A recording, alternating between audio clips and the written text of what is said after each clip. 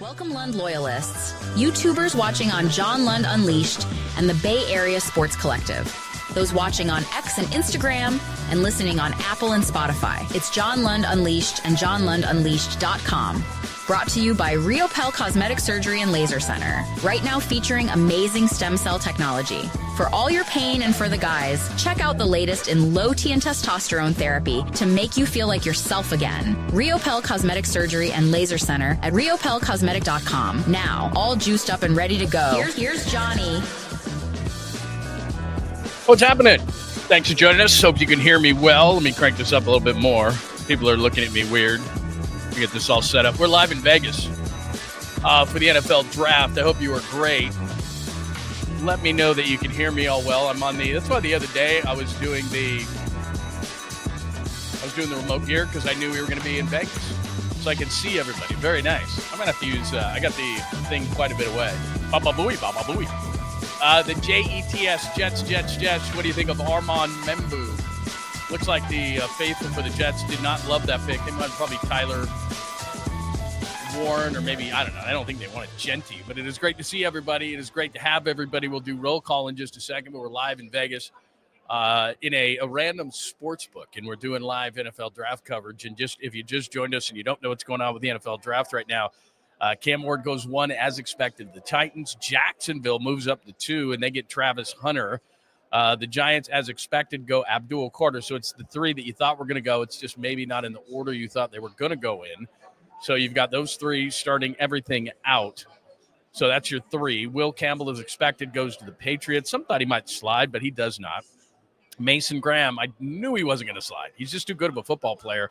Lots of people saying he might have slid to the 49ers at 11, no chance. So Mason Graham goes 5 to the Browns, who move back and get the extra picks from the Jaguars. Going crazy here because, like I said, I'm in a sportsbook in Vegas, loving Ashton Genty. In fact, my younger half, which I should have him on the show tonight, actually. He just kicked me with a text that said, Ashton Genty, yes. So he likes the Ashton Genty pick, and I think Raiders Nation does, is they are here in Vegas, and there was a big old audible positive response to Ashton Genty. So there you go. At number 7, Membu was the pick. I like Armand Membu, but like I said, the Jets fans in New York City, they're always vocal, in Green Bay, and they're always vocal. Maybe didn't like the pick of Armand Membu. Carolina is on the clock right now. A lot of people think they're going to go Jalen Walker, the edge out of Georgia. So I'll let you know when that pick is in, and you may have it before I have it because I'm on internet here. So maybe you've got it a little bit faster. By the way, that pick for the Browns, trading number 2 and a 4th-round pick, number 104, for a 6th-round pick to the Jaguars. Jaguars trading the 5th overall pick, 2nd-round pick, 4th-round pick, and the key is the 2026 1st-round pick. So they get now Cleveland's got the Jags 1st-round pick. My general thought on the Jags is no matter how good of players they get, they're not going to be very good. So I would imagine that probably they're going to screw up that pick. So again, we're waiting for the pick, as far as I know, as far as as far as the Panthers are concerned at 8. A lot of people already think they know who they're going to pick. So we'll get into that conversation pretty much as you're saying right there, Paul C. And it's great to see you. Steve is here tonight. Kid Icarus is here tonight. Great to see you, Mark. Hello, Francis. And again, we are live, not only on YouTube. I decided to go with an X version. So if you're watching on X, live draft show from Las Vegas, 49ers are 3 picks away. Carolina is before them. 9 is Nolans. Again, would they take Shedeur Sanders? Probably not. Here's the pick at 8. Hang on one second.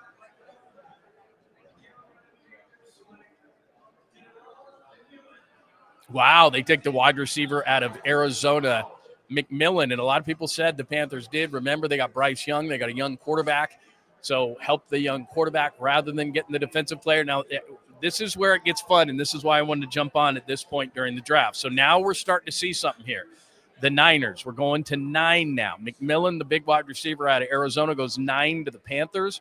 So now you got 9 here with the Saints. Could they go Shedeur Sanders? A lot of people think they're not. Could they go Jalen Walker now, who there's always somebody who's sliding at 10?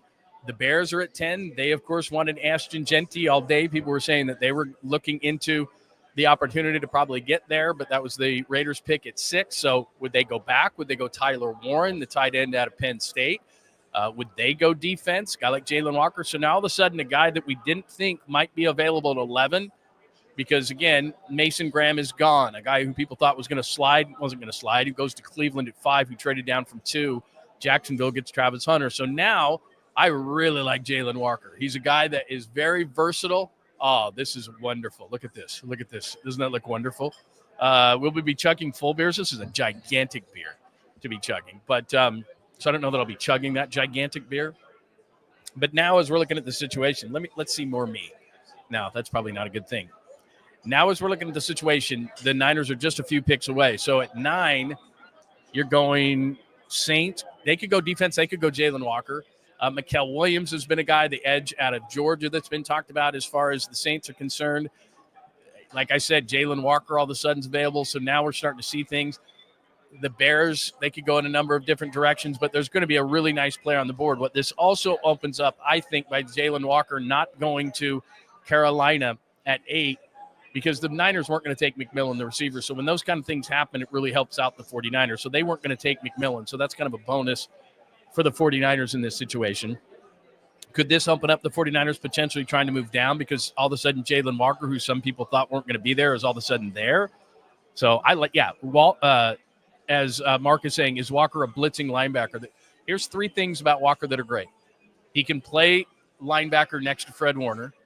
He can blitz. He does a lot of blitzing from the interior, which is awesome. He's a great blitzer. He can go off the edge, but he's also a guy, think like Bobby Wagner of the Seahawks, I think, when he was in his prime, where Wagner, and this guy's a better guy off the edge, but Wagner was a great inside blitzer. This guy is too.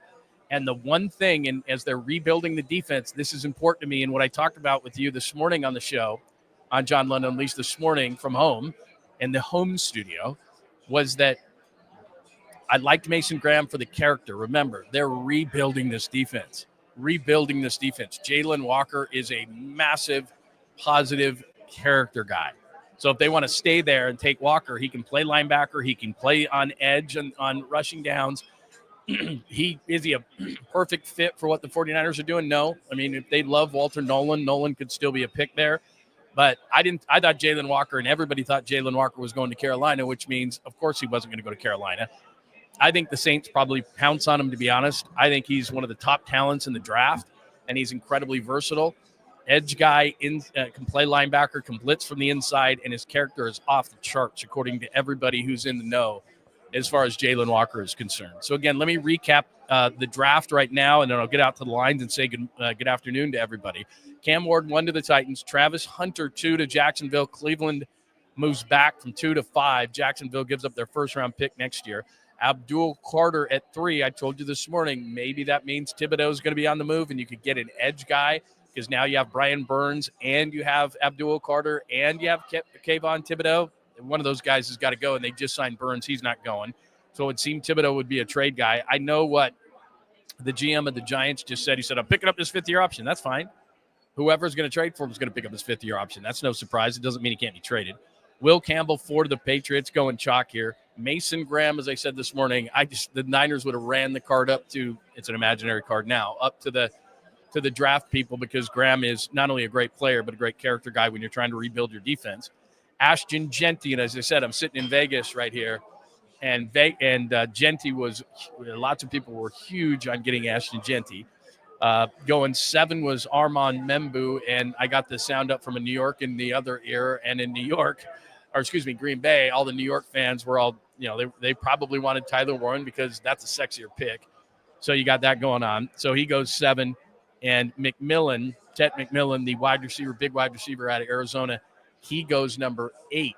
So that's a bit of a surprise that Jalen Walker didn't go there. So maybe you're hearing some rumors. Let me just double check. Let me play some Adam Schefter here, because you got to stay up on this stuff. Is there a trade? Is there something like that? But let me see what we got going on as far as trades or anything of that nature as far as the NFL draft is concerned. You probably know more than I do at this point, because I'm trying to look at 5 different TVs, all this kind of stuff in Vegas. But there you go. So let's jump out. What's everybody saying? Walker to the Niners, please. I like Jalen Walker. If if I was, let's see where we go. We're up to pick 9 with the Saints here. Let's see what happens here.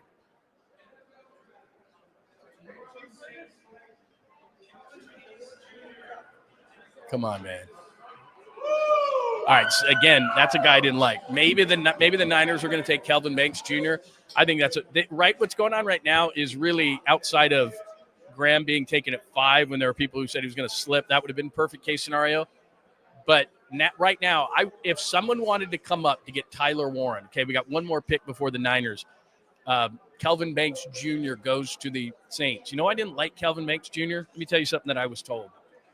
Somebody told me that he loses slowly, that his best attribute was that he loses slowly. What that means is, and this is kind of what Jake Brendel does, he loses slowly, but he still loses. And so maybe you get a little bit of extra time. But he didn't say he was dominant. He didn't say he was a people mover. Didn't say he was a grinder. Said, well, his best attribute is he loses slowly. Now, he started 42 games at Texas, did Kelvin Banks Jr., and people said that he still wasn't ready for the NFL. And I thought he started 42 games at one of the best programs in the country, and that the last year was in the SEC, and he's still not ready. So I didn't like Kelvin Banks Jr. Maybe he's going to turn out to be a stud. One of the reasons I didn't like him as well is people said that he was probably his best position was guard, and I'm not taking a guard at 11. So he might start out at tackle. Maybe he could play left tackle in the future and would have been Trent Williams' replacement. We'll never know. But I'm not a big fan and wasn't a big fan. And so with Kelvin Banks Jr., this is why I think it's a perfect case scenario. They were never going to get Genty or take him. They were Membu. I heard they were down on McMillan. They weren't going to take. Kelvin Banks Jr. just got taken by the Saints. They weren't going to take. So now here's the Niners sitting at 11. We'll see what the Bears do. I'd be shocked if they didn't take either the running back out of North Carolina or Tyler Warren, the tight end out of Penn State. And what that would do for the 49ers if someone wanted to come up. So say Indianapolis at 14, Miami at 13, some teams in that range, Cincinnati at 17. They're not trading with the Cardinals at 16 or the Seahawks at 18. But I told you this morning, I said, if there's a unique talent on the board, Jalen Walker, if the Niners don't like him, really unique talent, can play linebacker, edge, great character guy. Maybe somebody loves that guy and wants to come up and get him. Miami could be a team that could be that. If Warren is still on the board and they take the back from Carolina, which I don't think the Bears are going to do here, then a team like the Colts at 14 could move up. And what this does is it gives you more ammunition to move around in the draft. It gives you more ammunition to potentially add a Kayvon Thibodeau or something like that. So the Niners are in an amazing position right now because even if they take Tyler Warren here, that would take some of the juice out of a trade, but they weren't going to take Tyler Warren. That's a luxury that would be nice, but they couldn't afford, I don't believe. They're going to go trenches. So if Tyler Warren's the pick here, you weren't going to take Genty, you weren't going to take McMillan, you weren't going to take Banks. There's a lot of guys that you weren't going to take here, and all of a sudden the Jalen Walker's there, Walter Nolan is there. Offensive line-wise, the 3 best offensive linemen, at least according to people, Membu, Campbell, and now Banks are gone. So I doubt that they're seriously going to go offensive line. Daniel Jeremiah did say this morning he put Gray Zabel in this place, a really versatile offensive lineman out of North Dakota State. I have PTSD. I don't want anyone out of North Dakota State ever again on my team. Christian Watson's pretty good, but I don't think they're taking Gray Zabel. I think if they did, they would move down. So that's where we sit, one pick away from Christmas. And you want to open the present, I understand that. So let me get this up here and see what people are saying. Time for a chug. Hey, 49ers diehard. I'm right here, man. I'm right here. Oh, that's a Sierra Nevada, and it is tasty. They got me a big one. This is like a 20-ouncer. I don't think I'm going to chug that. But so who does everybody want? As we've got the Bears. We've got lovely ladies up on the stage right now, so the Bears are taking just a second. But who do you want as the pick for the 49ers? Speak now or forever hold your peace.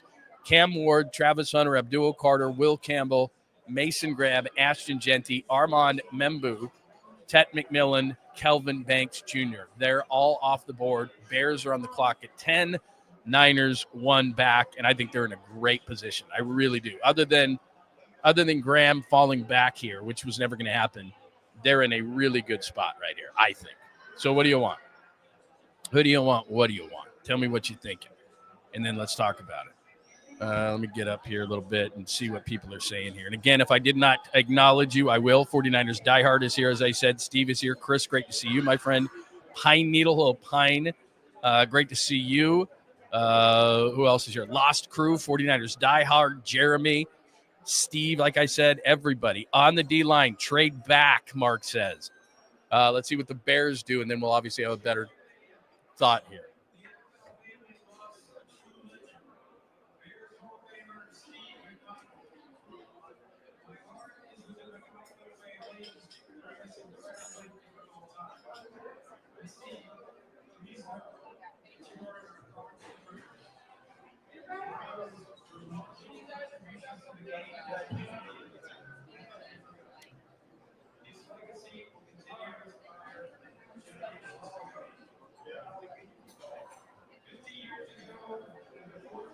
If you're not watching the draft, they're doing a paying homage to Steve McMichael, who just passed away, had a long battle with Lou Gehrig's disease, and just recently passed away after at least he was alive and knows that he got into the Pro Football Hall of Fame, which is nice.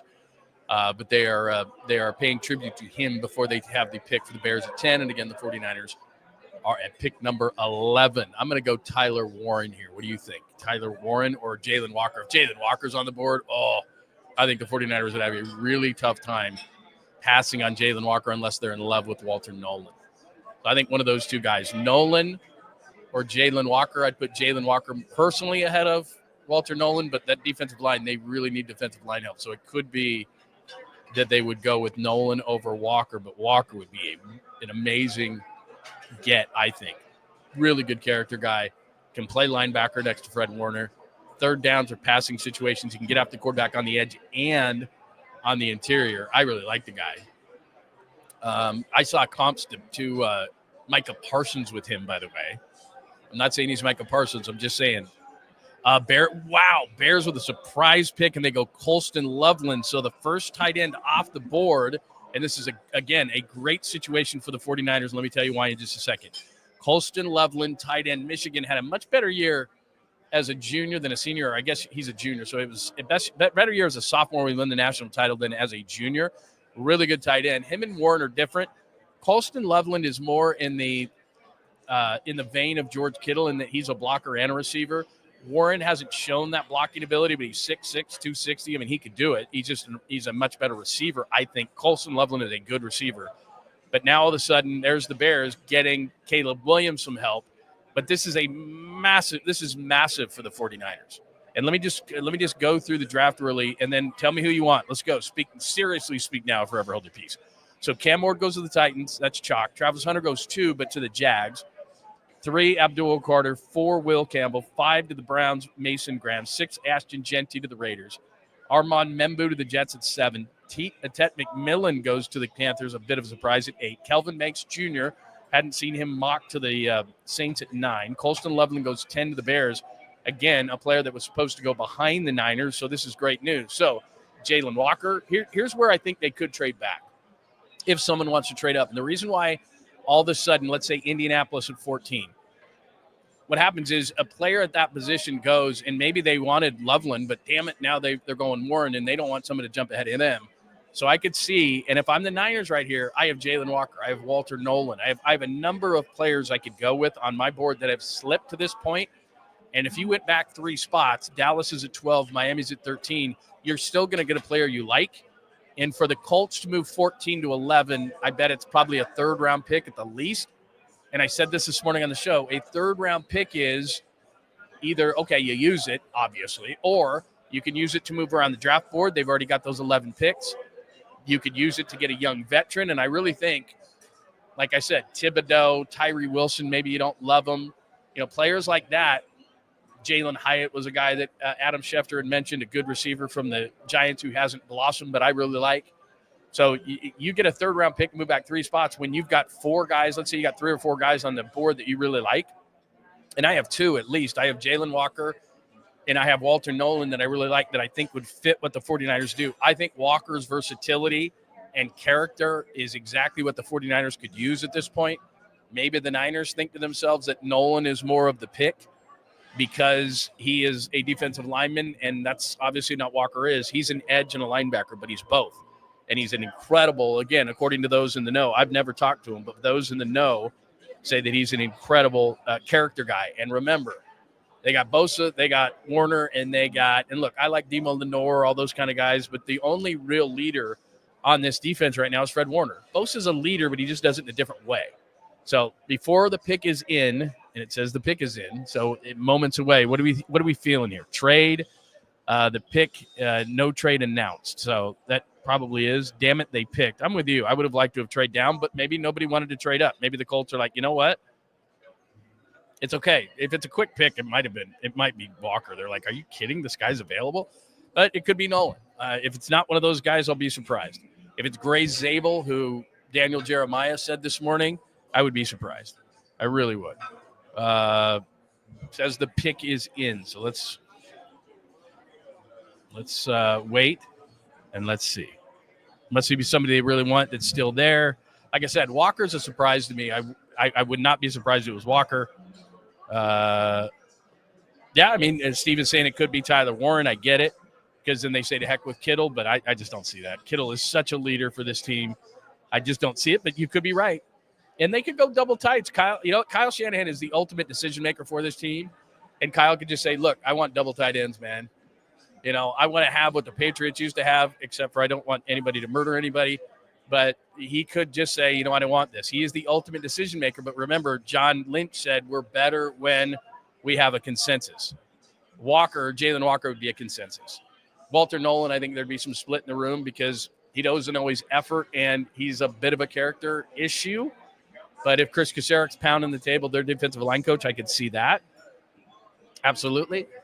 So as we're waiting here, the Niners pick is just moments away. John Lund Unleashed, thanks for joining us. A bunch of people jumping up in the room as we're live from Vegas. We got the Niners pick coming up. Again, the last couple of picks, Kelvin Banks Jr., 9 to New Orleans, 10 Colston Loveland to the Bears. A bit of a surprise that he went ahead of Tyler Warren. I thought maybe somebody would jump up, the Colts in particular, at 14 to come get Warren with Colston off the clock. I don't see him going to the Cowboys. I see the Cowboys, let's put it this way, I think if the Niners don't take Walter Nolan, I think the Cowboys will. The Cowboys could go corner, the Barron kid from Texas. The Niners could go that route as well.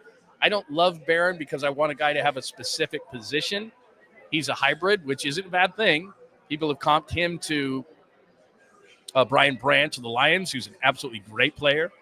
So we can see it. And again, if you're just joining us to the live draft show here in Las Vegas, pick is in for the 49ers. And we'll see what the Niners have got going on. They have needs all over the place, as we've been talking about for weeks. But Christmas Day is here. So here we go. Just moments away from the 49ers taking the pick. Walker, Nolan, Barron, the corner. Somebody like that. I don't think it's a trade down because, again, let me double check here. All right, I know who the Niners picked, and so do you. I'm pretty shocked. I got to be honest with you. I'm pretty shocked by the pick because I think the 49ers need a player who can play today right away. And the 49ers pick Georgia defensive end Muel Williams at number 11.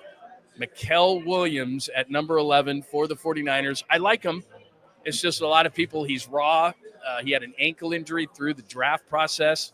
I'm not a massive fan. I'm not pissed. I wouldn't say that, but I'm not the biggest fan of Muel Williams. I think he is a major swing. I said this morning that the major swing, I don't know that you could take the major swing when you need somebody right away. Obviously, they're desperate on the defensive line. But what Muel Williams is, he's the perfect size. He's the height, weight, speed guy that I talked about this morning that make me nervous. He's got all the attributes. He's got long arms. He's got the height, weight, speed. He's 6'5", 260. He's a young guy on that Georgia defense. He has all the measurables, but he hasn't had all the production. Now, he's not Shamar Turner in that way because Shamar Turner makes you a little bit nervous in terms of he had 33 pressures last year, but only 3 sacks. But Muel Williams is a guy that, while I don't hate the pick, he might take a minute.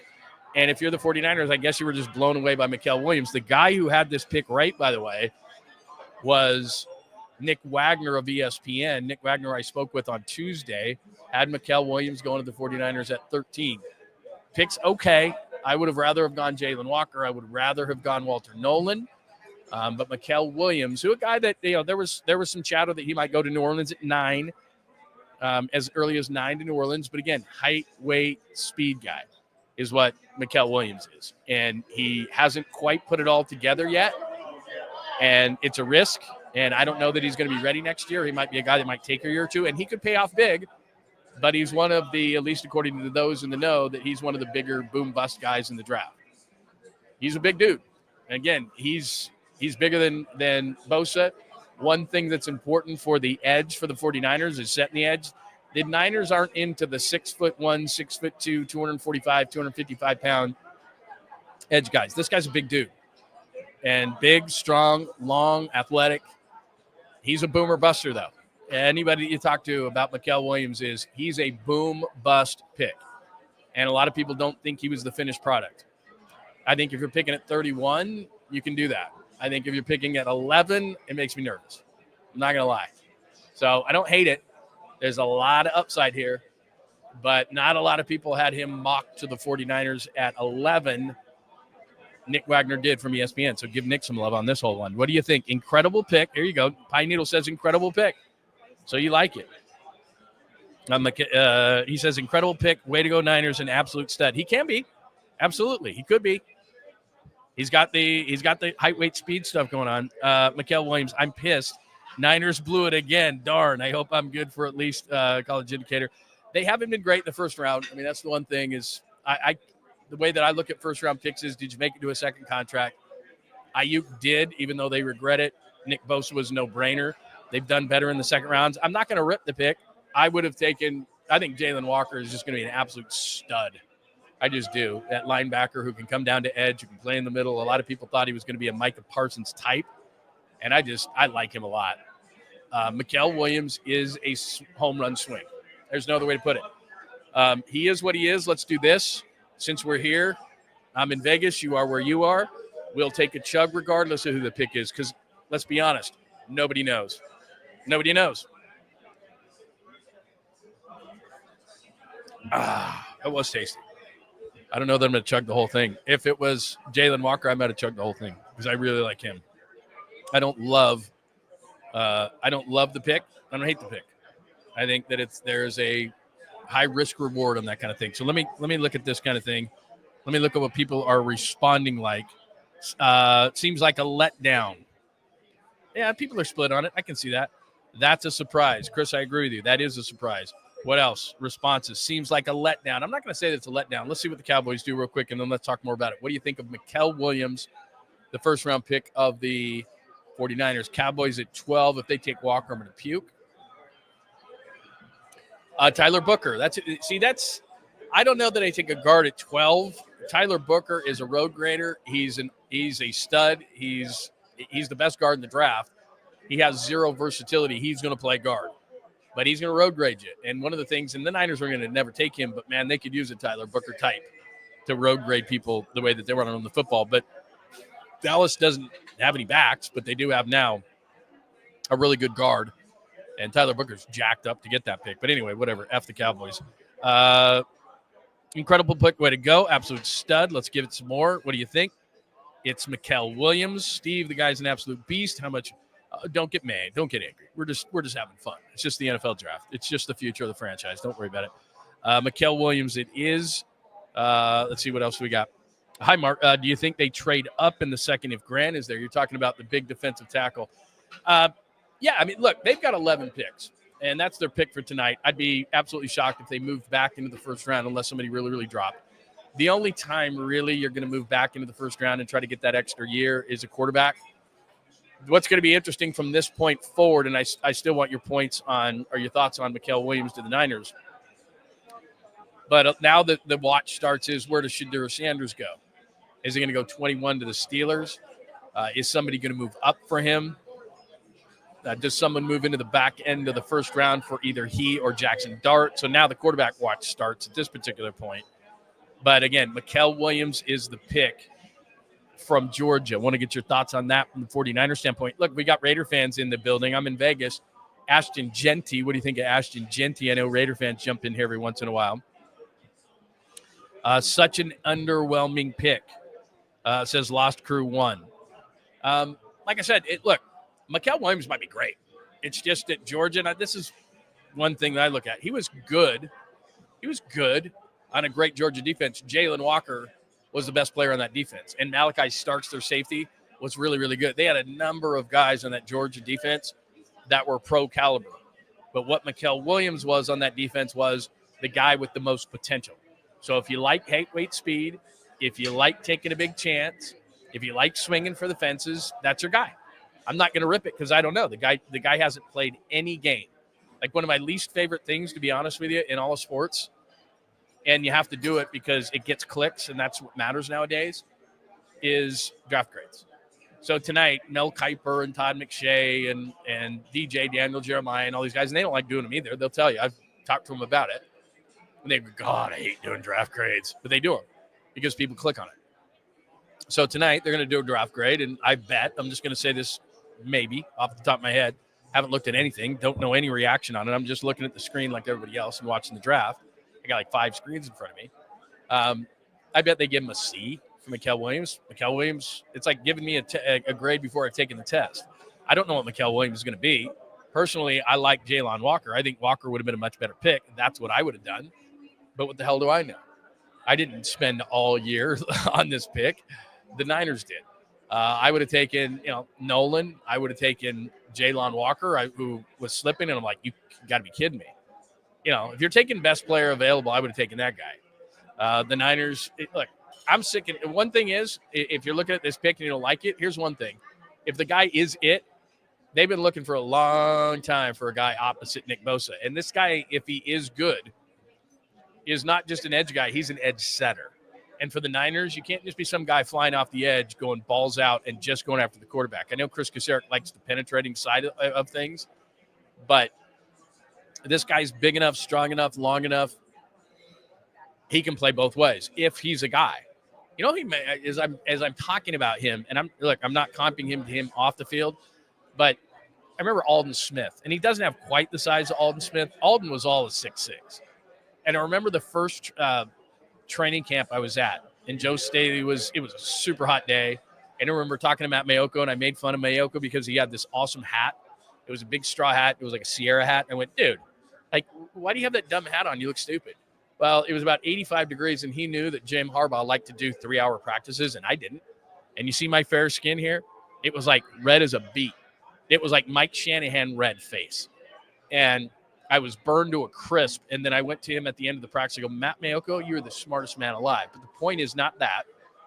The point is, Joe Staley, after the practice, we watched Aldon Smith, and this was, prime Joe Staley.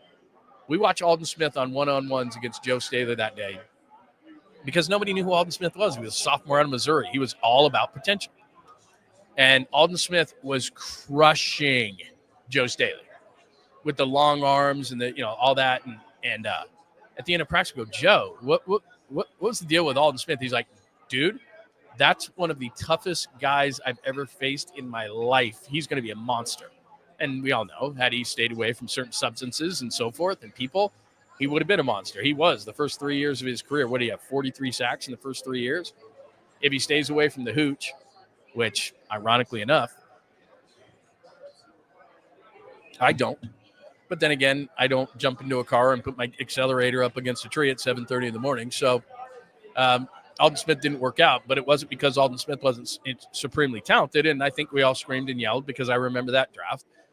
Because I worked it, and I was like, I don't know who Aldon Smith is. I don't like this pick. I want J.J. Watt, who went to 11 and turned out better. But Aldon Smith, had he been on the straight and narrow, would have been, I think, a Hall of Famer and one of the best players. Remember, that was a Von Miller draft.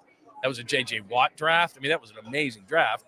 And Aldon went 7th, and he was awesome if he could have stayed on the straight and narrow. So I'm not comping Muel Williams to Aldon Smith off the field. I'm saying I remember Aldon Smith being taken amongst that group that year and going, what the hell is that pick? And Muel Williams, to me, similar. Again, Aldon was a freak lengthwise, but this guy is kind of that way. So I don't love the pick because I think you're taking a major risk at 11 in a year that you need a guy to come in and play right now. That's why Mason Graham, when people were rumoring that he was going to fall down the draft board, I'm like, are you kidding? That dude is going to fall down the draft board? He's going to play tomorrow. Like, he can play right now on their line. So two things that does with the Niners. I've been chirping about Kayvon Thibodeau. Well, you're not going to do that because this guy is like a Kayvon Thibodeau type. He's an edge guy. So you're not going out and getting him. They still need defensive tackle. They still need, obviously, all those other things. But it's not like they didn't draft for a need. He's an edge. They need him. What's up, Rock 408? It is always great to talk to you, my friend. Where do you think Sanders is going? What a great question that is. Again, Tyler Booker is the latest pick, and we're waiting on the next pick. The Dolphins are on the clock at 13. Let me look at the rest of the first round here. Colts aren't going to take him, although they need him because they have Anthony Richardson, and I don't know if Richardson's going to start this year. Penix is in Atlanta at 15. 16, nope. 17, nope. 18, nope. Seattle, well, they can back up Darnold, won't do it. 19 is Baker, nope. 20 to the Broncos, Bo Nix. Steelers. If the Steelers, Rock 408, don't take Shedeur Sanders, and I don't love the fit. I worked in Pittsburgh. Shedeur Sanders is not a Pittsburgh kind of a guy. Pittsburgh is not East. Pittsburgh is not Midwest. Pittsburgh is Pittsburgh. I don't know how to explain it to you. It's like a different island. It's not Philadelphia. It's Pennsylvania, but it's a crazy place. It's Steelers 24/7, 365. Let me have this pick, and then I'll tell you a great story about Pittsburgh in just a second. Oh, there's our guy, Kenneth Grant, going at 13. See, I love that pick. I don't know if the Niners would have taken him at 11. I love Kenneth Grant. I'm so bummed that he's going to Miami. If Kenneth Grant turns into Dexter Lawrence, I'm going to vomit. Because early in this process, I don't understand why Kenneth Grant got penalized the way that he did.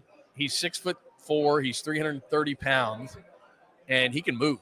And him and Mason Graham on the inside won the national championship together. It wasn't their fault that they lost this year. They dominated Ohio State. And this guy, it's an if. I don't know that there's much risk. I mean, at the very worst, he's a run stuffer. But if he lives up to his potential, he's Dexter Lawrence of the Giants, and he's both ways. And he might be able to get to the quarterback. And I'm not saying he's going to be a double-digit sack guy, but I'm watching the highlights right now, and you probably are as well. Kenneth Grant, I think, could be a 7-8 sack guy and stuff the run. I mean, I think he's that good. I love that pick by the Dolphins. In fact, as I look at Muel Williams, I'd rather had Kenneth Grant. But it is what it is. Where Shedeur Sanders is going, if he doesn't go Pittsburgh at 21, and I think Pittsburgh's got to take him at 21, because DK Metcalf's going to go nuts, and George Pickens is a wild card. What's starting to look, well, I don't know. Anybody could take a tight end at any point. But now we're up to the Falcons. When I did my mock draft, I actually traded with the Falcons. Then we get into some in division teams. Arizona, so that pick is going to matter to Niners fans. Cincinnati at 17, Seahawks at 18. Yeah, I mean the only logical place for him is 21 to the Steelers. And then you get into some teams where, again, 22, you've got a young quarterback with the Chargers. They're not taking him. 23, they got Jordan Love. They're not taking him. 24's got J.J. McCarthy, the Vikings. They're not taking him. C.J. Stroud, 25, and the Texans, they're not taking him. Would the Rams take Shedeur Sanders and stick him behind Matthew Stafford? I think the Rams want to win now. I think that the Rams probably wouldn't take Shedeur Sanders and sit him, but that is possible. What was the extension for Stafford this offseason? A couple years. The Ravens aren't taking him at 27 with Lamar. The Lions aren't taking him 28 with Jared Goff. Certainly Washington at 29 with Jaden Daniels isn't taking him. 30, the Bills aren't taking him with Josh Allen there, KC, and the Eagles. So if he doesn't go 21 to the Steelers, then with Shedeur, what's going to happen is someone, I bet, I would start targeting anything from the Commanders, Bills, Chiefs, Eagles, somebody in that early second round, because they'll want that extra 5th year. So you get a 4-year after the 5th round. Out in the first round, you get that 5th-year option. So a lot of teams love to trade into that first round to get that quarterback so they can evaluate him for 5 years, not 4. And especially if you're a team, like even the Rams at 26, like you get 5 years of Shedeur Sanders. Stafford could be gone in a year or two. You let him sit for a minute, which wouldn't be the worst thing in the world, and acclimate. And all of a sudden you've got your starting quarterback for, years from now. I think the Rams still need to build some myself. If I'm the Rams, I'm going, yeah, but we still need, we need to catch up to the, the Lions, Commanders, Eagles, things like that. And I still think they need players. I don't know that they have the luxury of taking a backup quarterback. even though Stafford's coming to the end of his year. But I think that what will happen with Shedeur Sanders is that one of those teams near the end of the first round, or not one of those teams, but yeah, one of those teams will trade and someone will come up in an early second round capacity. The Giants, for example, the Browns, for example. Browns early pick in the second round, Giants early pick in the second round. They could move up, and all of a sudden the Giants get Abdul Carter and Shedeur Sanders, or the Browns get Travis Hunter and Shedeur Sanders. Could you imagine then they got those two together? I think the Browns could do that now that I'm thinking about it. Maybe that's what's going to happen. Browns get Sanders. No, the Browns didn't get him. Sorry, Jacksonville got him. Sorry, my bad. He went number 2, but he went number 2 to Jacksonville, not to the Browns. So anyway, I could see Shedeur, though, going somebody trading up like the Browns or the Giants late in the first round with anybody from the Lions at 28 all through the Eagles at 32 and getting Shedeur Sanders and getting that fifth year. Brock, by the way, Giants, another comeback win, okay, to the draft. Yeah, nice by the Giants. I agree with you 100%, man. I'm down with what the Giants are doing right now. Very, very cool. Very, very cool. All right, let's go back to what people are talking. What's everybody talking about here? All right, let me go back to the draft because Tyler Warren just got taken, and that's a hell of a pick. That's not a surprise at all. Indianapolis wanted Tyler Warren. I told you this. I was hoping I think Muel Williams would have been there at 14. Maybe the Niners had different intel, but Muel Williams goes 11 to the Niners. Tyler Booker, the big-time guard out of Alabama, goes to the Cowboys. Miami gets Kenneth Grant, one of my favorite in the draft. He could be Dexter Lawrence of the Giants. Tyler Warren, that was the worst-kept secret ever that the Colts wanted Tyler Warren or Colston Loveland. Loveland went 10 to the Bears ahead of Tyler Warren. And now Atlanta's on the clock at 15. So what are you feeling like as far as the draft is concerned? Falcons on the clock. I just got you the latest on that. All right, Falcons, like you said, Falcons on the clock there. Kittle across the middle. Yeah, I knew they weren't going to take Tyler Warren, but man, I'd rather have Tyler Warren. I'm not down on Muel Williams. I just got to warm up to it. Pine Needle. Yeah, that's a great point, Pine Needle. You had it before me. Cleveland may trade back up with the picks they got from Jacksonville to take Sanders. Yeah, they got next year's number 1, which they're not going to trade. But like you said, they got other picks as well. That's a great point by you. And that was probably some of the thought process for Cleveland, was that they thought to themselves, you know what I'm going to do? We're going to get some extra picks from Jacksonville. And then what we're going to do is we'll take one of those and we'll move back up to the end of the first round. We'll take Shedeur Sanders, and all of a sudden we got Mason Graham and Shedeur Sanders. And I'm fine with Shedeur Sanders at the top of the second round. I've told you this time and time again that I do not want to be in the Shedeur Sanders business. And this is from a guy that I worked in Dallas. I worked with Deion Sanders. I have an immense amount of respect for him. He's a great father. The issue I guess I have is I don't want my quarterback coming in who decided that when he got his NIL money, that he was going to buy a Rolls-Royce Ghost with it. I don't know. Maybe that has nothing to do with nothing. It probably does, but I don't love it. So that's just me. I don't love it. So that's where we're at. So again, Atlanta on the clock. Last few picks: Colston Loveland 10 to the Bears, 11 Muel Williams to the Niners. Don't love it. If I was going to grade it, and I hate draft grades because the guys haven't even taken the test yet, off the top of my head, I'd say C. Because I just don't know that you can take this big of a swing to the fences. Now, the guy comes in and he's Alden Smith without the substance abuse issues and wackiness, and he actually stays on that track because he's built like that, then I'm okay with it, obviously. If he's at the high point, let me just give you the high points and not bitch and moan about it. If he's the guy that he's supposed to be, then Muel Williams is a all-around defensive end, long arms, built basically from the auto shop of what you're supposed to be as an edge rusher, big, long arms, young, active, athletic, all those kind of things, and the perfect guy across from Nick Bosa. If he's not, then he's, this is an exact comparison body-wise, but I kind of comped him to Tyree Wilson of the Raiders, where it's like, God, he looks amazing. He looks like Tarzan, but he plays like Jane, and that's not what I want. But he could come out to be great. I'm just simply saying that that's a big-time swing, and if he doesn't work out, I think that Jalen Walker would have been a lot safer of a pick. I think Nolan would have been a little safer of a pick, but still, it's not exactly right. But the Niners put a whole year into this. I don't. I think Tyler Warren is too slow. Maybe, you know what? That's maybe what the Bears thought because Colston went before him.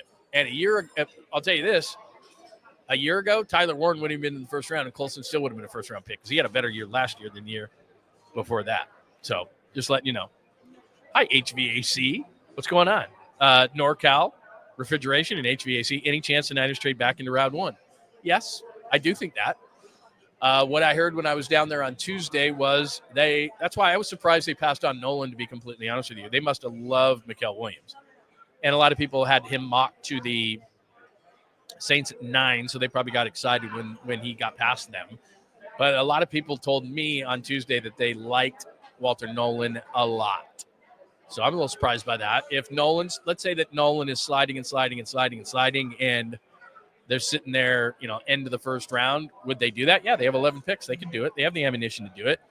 But let me ask you this. You're the Eagles at 32. You going to trade with the Niners? Probably not. The Chiefs would. The Bills would at 30. The Washington would, because remember, Adam Peters is there. They know each other. The Lions may or may not. They still might be pissed off about the NFC Championship game 2 years ago. Ravens would. Rams would not at 26. So, yeah, they could. I'm looking at the teams at the end of that. Yeah, it just depends on what you give up. And like I said, I don't think there was any chance they were going to trade up in round one for anybody. Now, if Mason Graham was sliding a little bit, I heard they liked him. Maybe they would have done that. Nolan would have to slide to, because remember, they have pick 43. So if they got into the range of like 30 of the Bills, 31 of the Chiefs, and I do know they like Nolan, I was told that, then maybe. Because remember, they're desperate at defensive tackle. And the other reason they might, and I'm not saying they are, I'm just entertaining the question, is that if there's a run, and this is how the NFL draft works, when there are runs at certain positions, teams panic. So all of a sudden, if there's a defensive tackle run, and there's not right now, you had Kenneth Grant go 13. So right now, defensive tackle-wise, where the Niners are desperate and probably have to go next, but again, best player available. Mason Graham went 5 at defensive tackle. And I'm not counting Muel Williams. He's an edge. I'm talking interior defensive line. So Kenneth Grant went 13. So there's a lot of good defensive tackles. It's really it's probably the deepest part of the draft, interior defensive lineman. That if there's a run, let's just say for the sake of conversation, have a little fun here. If there's a run near the end of the first round of defensive lineman and we're sitting at like 30 with the Bills, the Niners to move up 13 spots, it'd cost you, but they have extra picks and could do it. And if there's a big run on defensive linemen, that depth starts to wane a little bit. And the Niners are like, let's say Nolan is sliding, but there's a run on defensive linemen. The Niners could do that because I heard they like them. So I'm just entertaining the question. Do I think they're going to do it? No. Could they do it? Yeah, they could if the right guy is there. And the right guy to me is Lynch wanted a kicker. The right guy to me is Walter Nolan for them. I also know that they like a couple of run pluggers in the draft. I know they like Kenneth Grant, but they were not going to take him in that range. They were not going to take him at 11. Again, that's just something I heard. Let's see, what else do we got today? What else? Questions, comments, thoughts. Give me your Muel Williams thoughts on this whole thing. I don't think Larry's going to like it. He and I have talked a lot off the air. Him and I were at 49ers HQ on Tuesday and talked a ton about different prospects. And we kind of both agreed that they wouldn't take as big of a swing as they absolutely did. So I don't know that he's much of a Muel Williams guy. We're at 15 with we're at 15 with the Falcons and the Cardinals. Let's see what they're going to do. And again, I could cheat and go to my phone here and see who they're going to pick. But I like when the commission does it. Oh, Jalen Walker. My heart is broken. Jalen Walker goes to the Falcons. He's from Georgia. I bet he loves that pick himself. Watch some of these highlights here. Watch the versatility. And he's got the best suit in the house and the best sunglasses. Watch these highlights if you're at home. They're going to show him, I guarantee it, without even seeing these highlights. They're going to show him from the inside blitzing. They're going to show him on the edge blitzing. He is great at chasing down ball carriers. I was going to say character carriers. Great at chasing down ball carriers, can play linebacker, can play edge. That's an all-pro right there. That dude's going to be an all-pro. And like I said, maybe Muel Williams has the bigger upside. This is a guy from Georgia, like I said, but when he becomes an all-pro in Atlanta, I'm going to be pissed off because I just think he's really versatile. like I said, he can play linebacker for a couple of downs. He can play edge. He can blitz from the inside. He's a great inside blitzer. Like I said, I said Bobby Wagner. He's just really good. 6'1", 243, so he's not your typical build on the edge. But see, he's coming from the edge. If you're watching TV right now, maybe I'm a little ahead or behind. He comes from the edge there, busts through, makes a play. They're going to probably show him tracking down some ball carriers. He's really good at that. He's really good at tracking. See him blitz from the middle right there? Great blitzer from the middle. And see, he takes down the run there. I love this kid, man. And I don't know him, like I said. I don't know him, have not interviewed him. But everybody you talk to in the process with Jalen Walker says that he's an unbelievable character guy. And I'm looking at the 49ers defense, and I talked to Fred Warner on Tuesday, and you got Warner, you got Bosa, you got Demo Lenore. That's about it. In terms of, the rest of the guys, can they play? Yeah, some of them can, but Jair Brown is young, and Malik Mustafa is young, and, now Muel Williams young. Like, you need a tone setter defensively. You need a character guy defensively, and Jalen Walker is that too. So I think that's important. I think all those characteristics. Is he a Niner? The Niners must have been impressed with Muel Williams because I know this. The Niners take character into consideration. They don't just go, oh, screw it. This guy's really talented. But one thing they did do is they did kind of an Al Davis thing. They took height, weight, speed, potential, upside over production. They went the potential over production. And it might pay off. Sorry, I was parched. You know how it goes. By the way, hit us up, John Lund Unleashed. We're about 50 minutes into the show. 49ers take Muel Williams. I'll recap the draft in just a second. But it is your 2025 NFL live draft show from Las Vegas. As we're keeping you up to date on everything that's going on in the NFL draft. Let's get you caught up on everything. Give me your thoughts on the Niners pick. The Arizona Cardinals up right now. If they take Walter Nolan, I'm going to be pissed. I think they probably could. They need defensive line help. Tennessee Titans take Cam Ward. No surprise. I wouldn't have done it, but they did.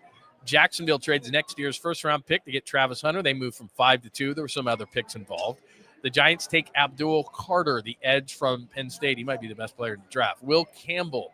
The more you saw interviews with Will Campbell, the more you liked him. He goes to the Patriots, the offensive tackle at LSU, to protect Drake May. 5 with the Browns moving back 2 to 5. They take the guy that I would have loved because a bunch of people were saying he was going to slide. He didn't. Mason Graham from Michigan. Around here in Vegas, I was just setting up and getting ready to go on the air, and Ashton Jeanty, the Boise State running back, was taken. He's built he's unbelievable. Have you seen him? The only problem with him today was he was wearing diamond-encrusted Crocs with his suit. And I was like, bro. But he went to Vegas. People liked it here. Conversely, New York took the offensive lineman, the offensive tackle out of Missouri that I really liked, Armand Membu, and of course in Green Bay, that's what Jets fans do. They boo, and they did. Tet McMillan, the wide receiver out of Carolina. This is where out of Arizona to Carolina. That's where I started to get excited. I'm like, whoa, there's going to be some players. Because a lot of people thought Jalen Walker was going to go there. Then 9, the Saints went Kelvin Banks Jr., who I'm not a huge fan of. And I was more excited. And then 10, the Bears took Colston Loveland, and I got more excited because whoa, they got some guys on the board. They might be able to trade back. Then they take Muel Williams. I'll reserve judgment because you don't give grades before the test, but I don't love it, but it's a big swing of the fence. So he could be great, but he could bomb. Tyler Booker is pretty much a sure thing for the Cowboys. He's a grinder of a guard.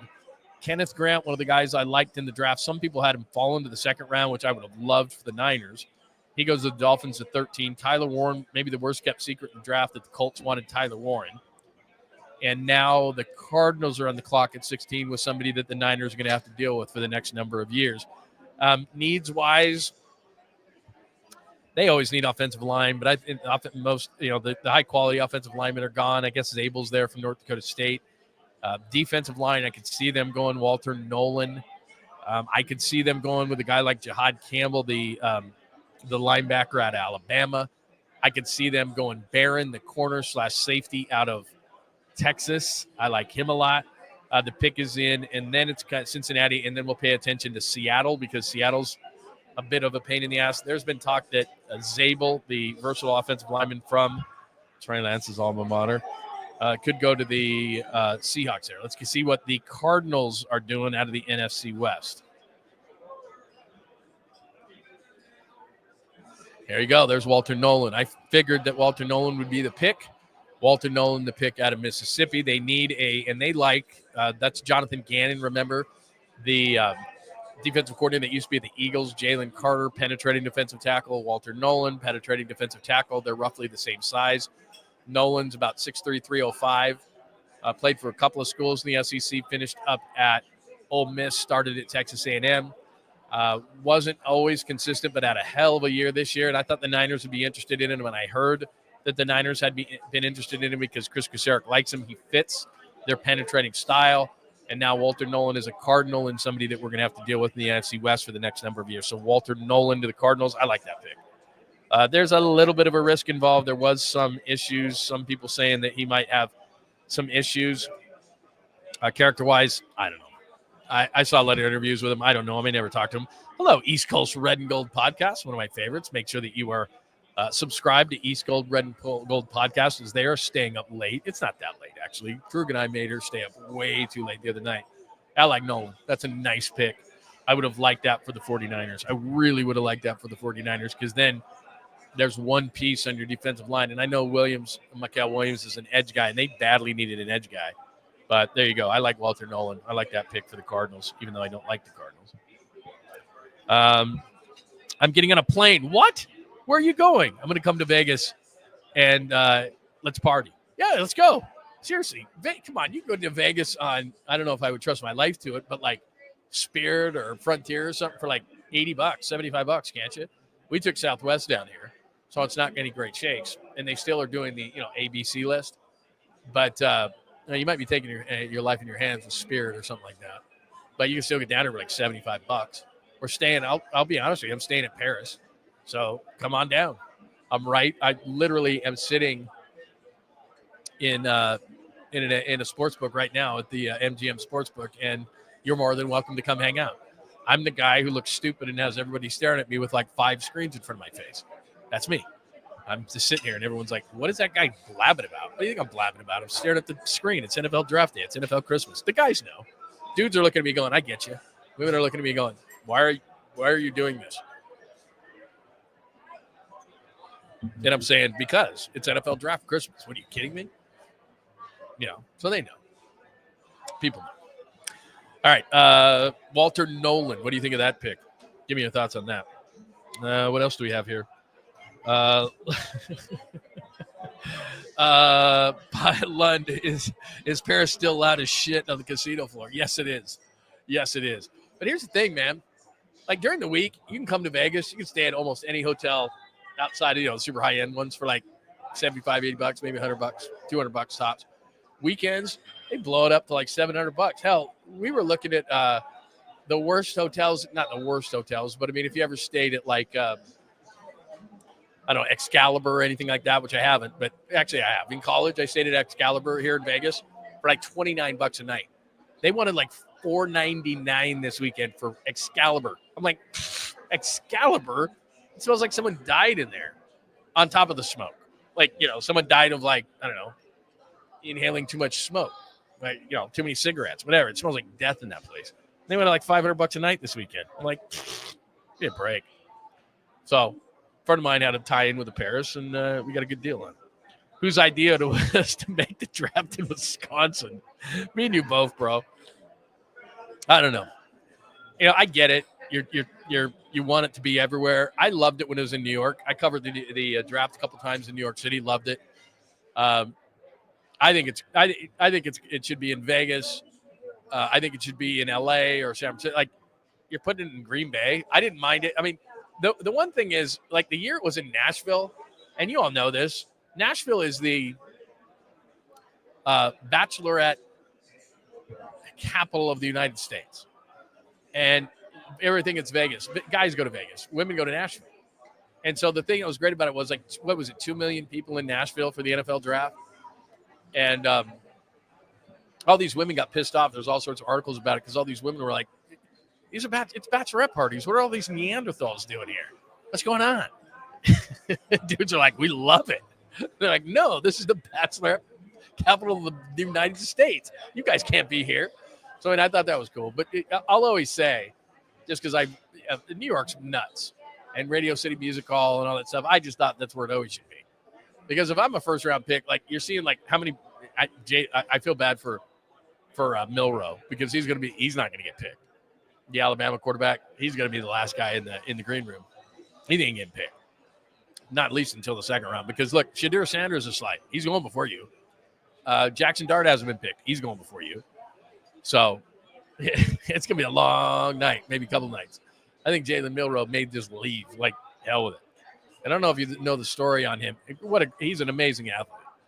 But his parents are military, and basically his viewpoint is, I can will something into happening. Well, you can't will somebody into taking you in the NFL draft.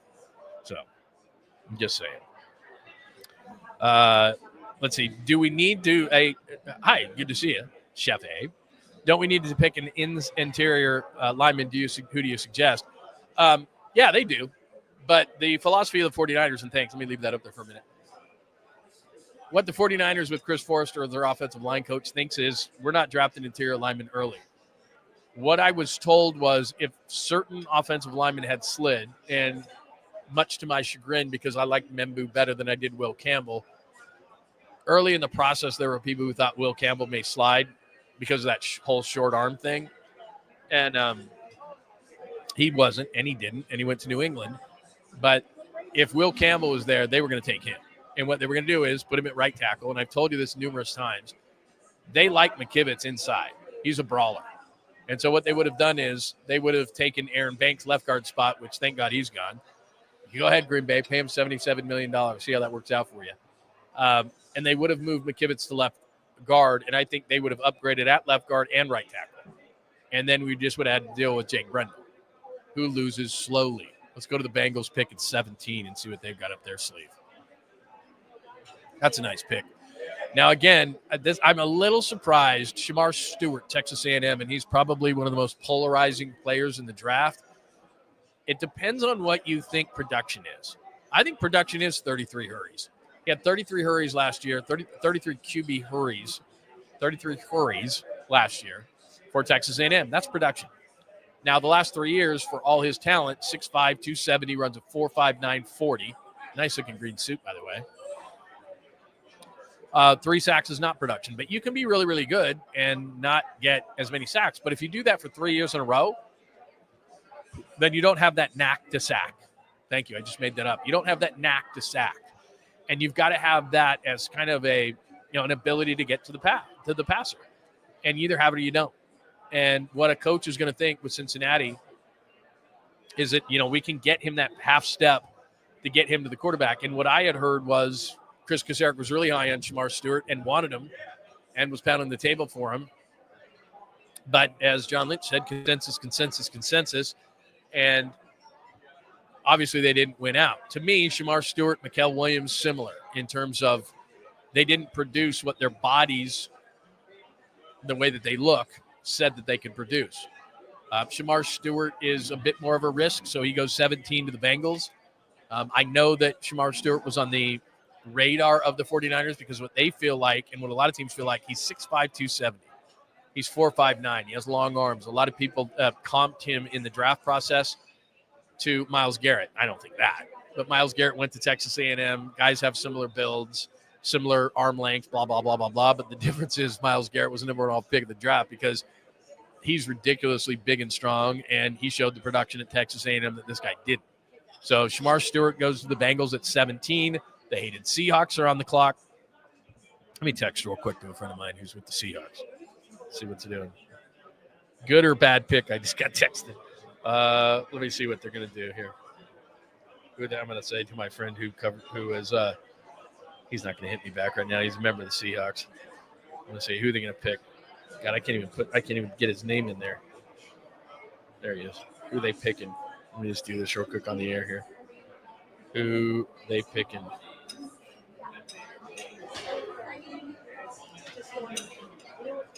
See if we can get a little insight. Let me see what he says. All right, Seahawks at 18. Shamar Stewart gets taken by, I like these last 2 picks. Walter Nolan, Shamar Stewart, Jalen Walker. Those are 3 guys that I would have taken ahead of Muel Williams. And again, I'm not down on Muel Williams. He might be awesome. But these 3 guys were guys I like. Jalen Walker goes 15 to the Falcons. 16 is Walter Nolan to the Cardinals. 17 is Shamar Stewart to the Bengals. And again, if you're just joining us on the draft show, thanks for joining us.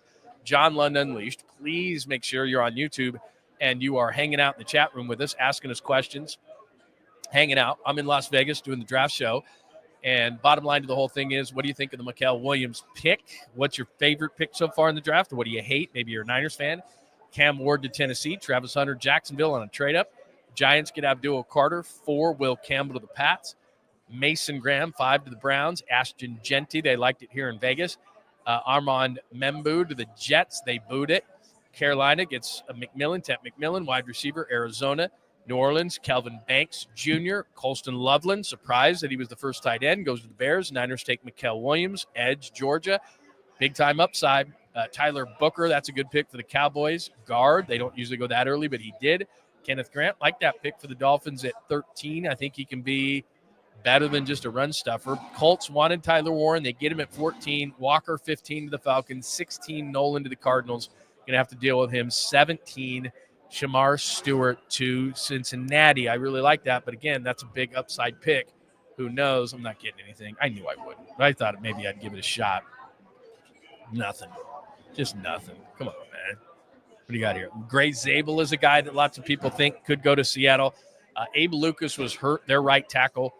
They need interior offensive line help. They need center help. So I could see Seattle going Gray Zabel here just because he's a really versatile offensive lineman. Yeah, I did see Damon. He was eating like an egg salad sandwich or something. I saw that, Anthony. I saw him. Did you see that?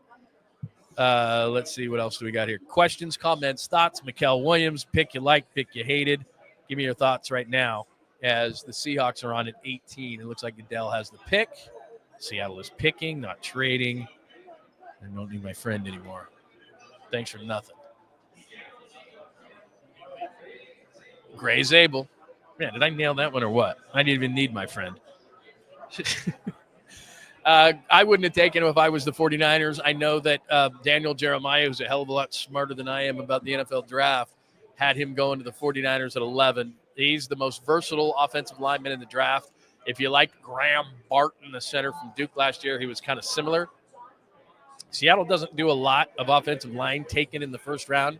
They actually made a big-time offer to Minnesota, actually got the guy, but the Colts, Will Freeze, the Colts offensive line, guard, Seattle made him a massive offer, but he was coming off a knee injury. And so Seattle said, we want you to come in for a physical. He said, to hell with that. And he got a bigger offer from Minnesota and signed there. So Seattle was desperate for an interior offensive line. Terrible on the interior of the offensive line. And so what they get in Gray Zabel from North Dakota State, who, again, we all have PTSD, so we didn't want the Niners taking him anyway, Daniel Jeremiah, is a guy that played left tackle, played guard. Some people actually think in the NFL his best position is center. So he's a guard, center, tackle, whatever the case may be. So if Abe Lucas is still hurting for Seattle, he can play out there. Right now, their need is they do either guard, really. I mean, I don't think either of their guards are any good. They've got a center out of Michigan, Oluwatimi, who he's not overwhelmingly good. So what can happen with them is they can use this guy all over the offensive line wherever they have need. And other than Charles Cross at left tackle, again, Abe Lucas is a good right tackle, but he had been injured so much. It was his knee, actually. So if it's Lucas and Cross and they can be okay with Seattle at tackle, then this guy probably plays guard or maybe he plays center because, again, Seattle has a center out of Michigan. It was just okay. Tampa is on the clock at 19 is where we are in the NFL draft. And we'll stay through the first round. We'll stay through the first round. I want to get your thoughts on everything that's going on. Kicker is coming. I don't think kicker is coming, at least now. They know better. And I told you, I was there at the draft when Kyle walked in and John walked in, and they opened the door and they had heard my reaction because I was live on the air in KVR, and I go, no! You know, you probably heard it by now because they played it back a million times. And Kyle came in and goes, it wasn't me. It wasn't me. No, he didn't say it exactly like that. He was like, yeah, I didn't really want a kicker. He said he wanted a running back. You're asking Pine that question? Vegas by a mile. I don't mind Reno. I go up to Reno all the time, and I'll place bets. But I don't love the casinos up there near as much. I mean, around here, it's off the charts. I'm with you, brother. This draft is taking way too long. Imagine this: the picks are 10 minutes between right now. Imagine when it was 15. I mean, this thing, when I first started doing NFL drafts officially on the radio, God, I'm trying to think back. Well, let's do this. And I've told you the story before. When I was in Detroit and Matt Millen was in the midst of taking 3 receivers in 3 years, when he told us he was going to be 3 yards in a cloud of dust, and he took Charles Rogers out of Michigan State, number 2 overall, who had a major drug problem. And then you had Roy Williams after that. Then you had Mike Williams. And I remember we had Matt Millen on like the Friday before the draft. Or was it Friday? Yeah, or Monday before the draft. And he says, we're not going receiver, 3 yards in a cloud of dust. And so what was going on was, I think the Lions picked at 11 that year. And they had a choice between Sean Merriman, who, of course, went to the Chargers, and the edge rusher that the Cowboys took. His name is escaping me right now, but he's going to Hall of Fame type. He's out of Troy. Ware. And I thought it was going to be Ware. It's going to be Merriman, Ware, Merriman, Ware, Merriman. And then they come with Mike Williams, wide receiver, USC. And I'm at the facility. There's, and we're just like, because, you don't want to sit there and, oh, my God, this is the worst pick. They're taking another wide receiver, 3 years of wide receiver. If you remember, Mike Williams, who had a great freshman year at USC, great couple of years, he tried to challenge the draft rule at that point. They said no go with him. And then he went down. Went to USC, but he was from Tampa, Florida. And this is obviously before all the, transfers and things like that. And he goes down back home to Tampa, gets fat. I mean, fat. And I don't mean P-H-A-T. I mean fat as in F-A-T. Totally out of shape. And everybody knew it. And Matt Millen still drafts the guy. And we're just sitting there going, are you kidding me? And we're at the facility. So it's not like we can sit there and go, my God, this is the worst pick I've ever seen in my life. Like, you're not going to do that.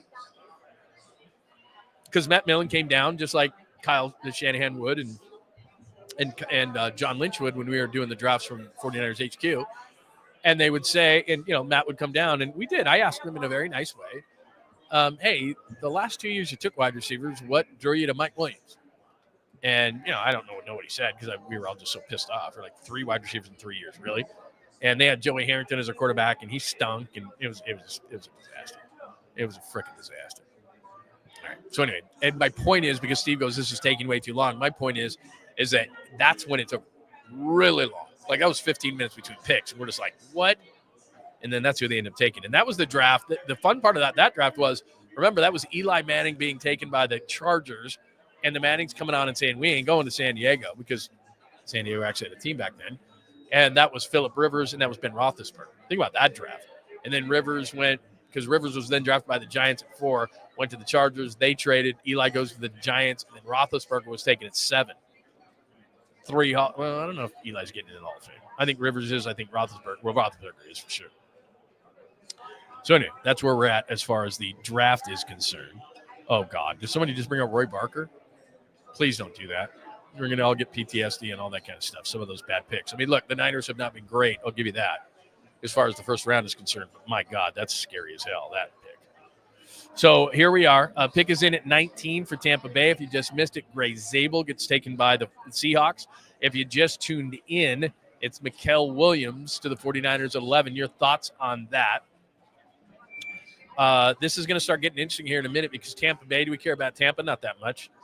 But Denver at 20, and then the Steelers at 21. Is Shedeur Sanders going to be the pick at 21? And the reason why I'm saying there's intrigue here is, and it looks like Tampa's going to pick at 19, but does somebody want a quarterback? Does somebody need a quarterback? And they know that the Steelers need one and could take Shedeur Sanders at 21, and then all of a sudden at 20, somebody slips ahead. Emeka Abuka, the wide receiver out of Ohio State, don't love him. He's not a burner. He does run in the 4.4s. It's not that he's slow. One of the things, and maybe this is a me problem, of all those great wide receivers at Ohio State, he was never one of the top ones. Like, he was never the one. Like Chris Olave and Jackson Smith and Jigba and Garrett Wilson and all those receivers all overshadowed him. And he was okay his final year. But, man, I mean, like, Ohio State has maybe what's going to be the first last year. Dude is unbeatable. It doesn't blow up my skirt very much. Now, here's where it gets interesting, because now with Denver at 20, and Shedeur Sanders sitting there on the clock. Pittsburgh may take him at 21. I have no idea what Pittsburgh thinks of Shedeur Sanders, but they get into the Shedeur Sanders business in Pittsburgh at 21. And I can just tell you, having worked in Pittsburgh, they don't put up with bullshit there. It's a no bullshit kind of a town, and his antics won't go over great there. So, and Dion probably knows that. It's a big time blue collar town, son. So all the chains and all the cars and the Rolls Royce Ghost, and they're just like, okay, you can do that, but you better be productive. If you're not, they're going to get on you, because it's Steelers 24/7, 365. I'll give you a great story. And again, we'll keep an eye on the Broncos, because somebody could trade up here if they want to get ahead of the Steelers and get a quarterback or get Sanders. This is the kind of the mesh point here of the first round. So early in my career, my son was actually born in Pittsburgh. Early in my career, I'm doing a night talk show in Pittsburgh. And it's the dead of summer. There's nothing going on with the Steelers. It's like June. It's the dead point. And there's not very many of those. You know that in the NFL. It's a dead point of the offseason. And so I dare speak about the Pirates in the summer in Pittsburgh. It's summer. It's baseball season. And I dare bring up the Pittsburgh Pirates in June, where there is nothing going on in the NFL. And I get a full bank of lines, and I'm thinking, oh, my God, people actually want to talk about the Pirates. Let's do this. So I start clicking on lines, right? First guy calls up. I don't know if you remember a guy named Brian St. Pierre. He was a quarterback out of Boston College. He was the third-string quarterback of the Steelers. And so I'm there, and this is before Ben Roethlisberger. And so I'm there, and I take this call, and the guy starts screaming at me. And essentially what he said was, and I can cuss if I want to, but he's not F-bombing me because we're on terrestrial radio, but he's screaming and yelling at me of, who cares about, I don't even remember what the Pirate I was talking about. Who cares about the Pirates? They suck, and they'll always suck. I want to talk about Brian St. Pierre. And this is when you had third-string quarterbacks in the league. You don't really have them now. Who's going to be the third-string quarterback for the Steelers? And this guy is on a rant, like a 90-second rant about Brian St. Pierre, the third-string quarterback from Boston College. So I hang up on the guy, and I go, what the hell's going on here? Am I in the friggin' Twilight Zone? Brian St. Pierre, when there's an actual baseball season going on? What are we doing? And more people call up. I'd much rather talk about Brian St. Pierre. We got to talk Steelers. What's wrong with you? And it was kind of early in my tenure there. And I realized very early that there was just, you're not talking Pirates, even in the dead of the summer. And it was June, so the Pirates might have been out of it. Probably were. They've been terrible forever. And this is post-Barry. So, yeah, they're terrible. But I'm sitting there going, so let me get this straight. You'd all rather talk about the third-string quarterback of the Steelers who's never going to play than anything about a current season, what's going on with the current team. And, we had a text line and all that kind of stuff. And I think back then we had fax machines. And overwhelmingly, people are like, I don't give a shit about the Pirates. And you better talk about Brian St. Pierre. And I was like, wow. So point being is that if the Steelers, and nothing's changed since then, Iron City beer, Iron City light, all those kind of things, blue collar, blah, blah, blah. It's no different. So when Shedeur Sanders gets there and thinks he's going to get his Rolls Royce Ghost and all his chains out and everything like that, someone on the Steelers, a veteran, is going to go, bro, you might want to just hold off a minute. Because if you flash all that and you suck, there's going to be a major problem for you. Because, like I said, people got mad at me for not talking the third-string quarterback of the Steelers in June. If the first-string quarterback for the Steelers sucks during the season, he's not going to hear the end of it. That's just how they are. They're not like, okay, let's encourage our guy. He's a rookie. He's on our team. From the jump, you got to be good. And if you're not, you will hear it. And if you're not, and you're all flashy and blingy, no. And I don't think blingy's a word, but I just made it up. All right, what else? Oh, man. Hi, Enrique. What's going on, man? 49ers just drafted. I'm not going to say that. I am not going to be negative about the pick. Would I have picked Muel Williams? No. But did I work all year on the draft like the Niners? No, I did not. Would I have taken Jalen Walker? Would I have taken Walter Nolan? Would I have tried to trade back, which I bet they did? Yeah, I would have done that. I even like Shamar Stewart better than I do. If I'm going to take a risk, I would have taken it on Shamar Stewart. I think he has more upside than Muel Williams.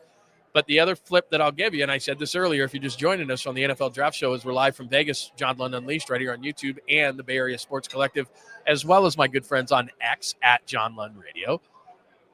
is that I remember hearing the same things about Aldon Smith. People didn't know very much of him. Went to Missouri, long arms, freakish, high upside in that draft that also yielded, J.J. Watt, and Von Miller, and all those great players. And Aldon could have been the best of all of them, except for a major thing, which is he had the substance abuse issues and just couldn't get past it. But that wasn't a bad pick because the guy was a hell of a player. In his first 3 years, he had 43 sacks and would have been high upside and probably would have been a Hall of Famer. I mean, the dude was that good and that gifted and that talented and that athletic. And this guy is of a similar ilk. He's got major upside. And it's a swing for the fences. I didn't think that the 49ers could afford to do that in this draft. I think they needed a guy who was going to come in, plug in, be ready to go. Maybe they think Muel Williams is that guy. But I don't believe they've got a year or two to develop the guy. I think next year you're our starting edge, whether you're ready or not. So, and that's maybe why, Daniel Jeremiah put a Gray Zabel there because he was going to play. I would have gone safer at 11 knowing that I needed a pick. The Niners know more than I do about the draft. I'll wait. I don't love it as we sit here. But again, one of the things I hate is a pet peeve of mine. I hate draft grades. But we're going to get them because people click on them. Mel Kiper said they're an A. Okay. We haven't taken the test yet. How does Mel Kiper think he's getting an A? That's like me walking into a college exam, sitting down, looking confident and said, Lund's getting an A. I have no idea. I'm hungover. I don't even know about this test. What? We're having a test? Lund looks very confident he gets an A. That guy over there looks dorky and an idiot. He's getting a D. Uh-oh, he got an A. Like you're grading people before they've even taken the test. I think it's stupid. But it gets clicks, so people do it. That's what our media's all about. We had Justin Smith to make Aldon shine. No doubt. But I can just tell you on one-on-ones that first day, that's why I brought up Aldon Smith, he was giving Joe Staley the business.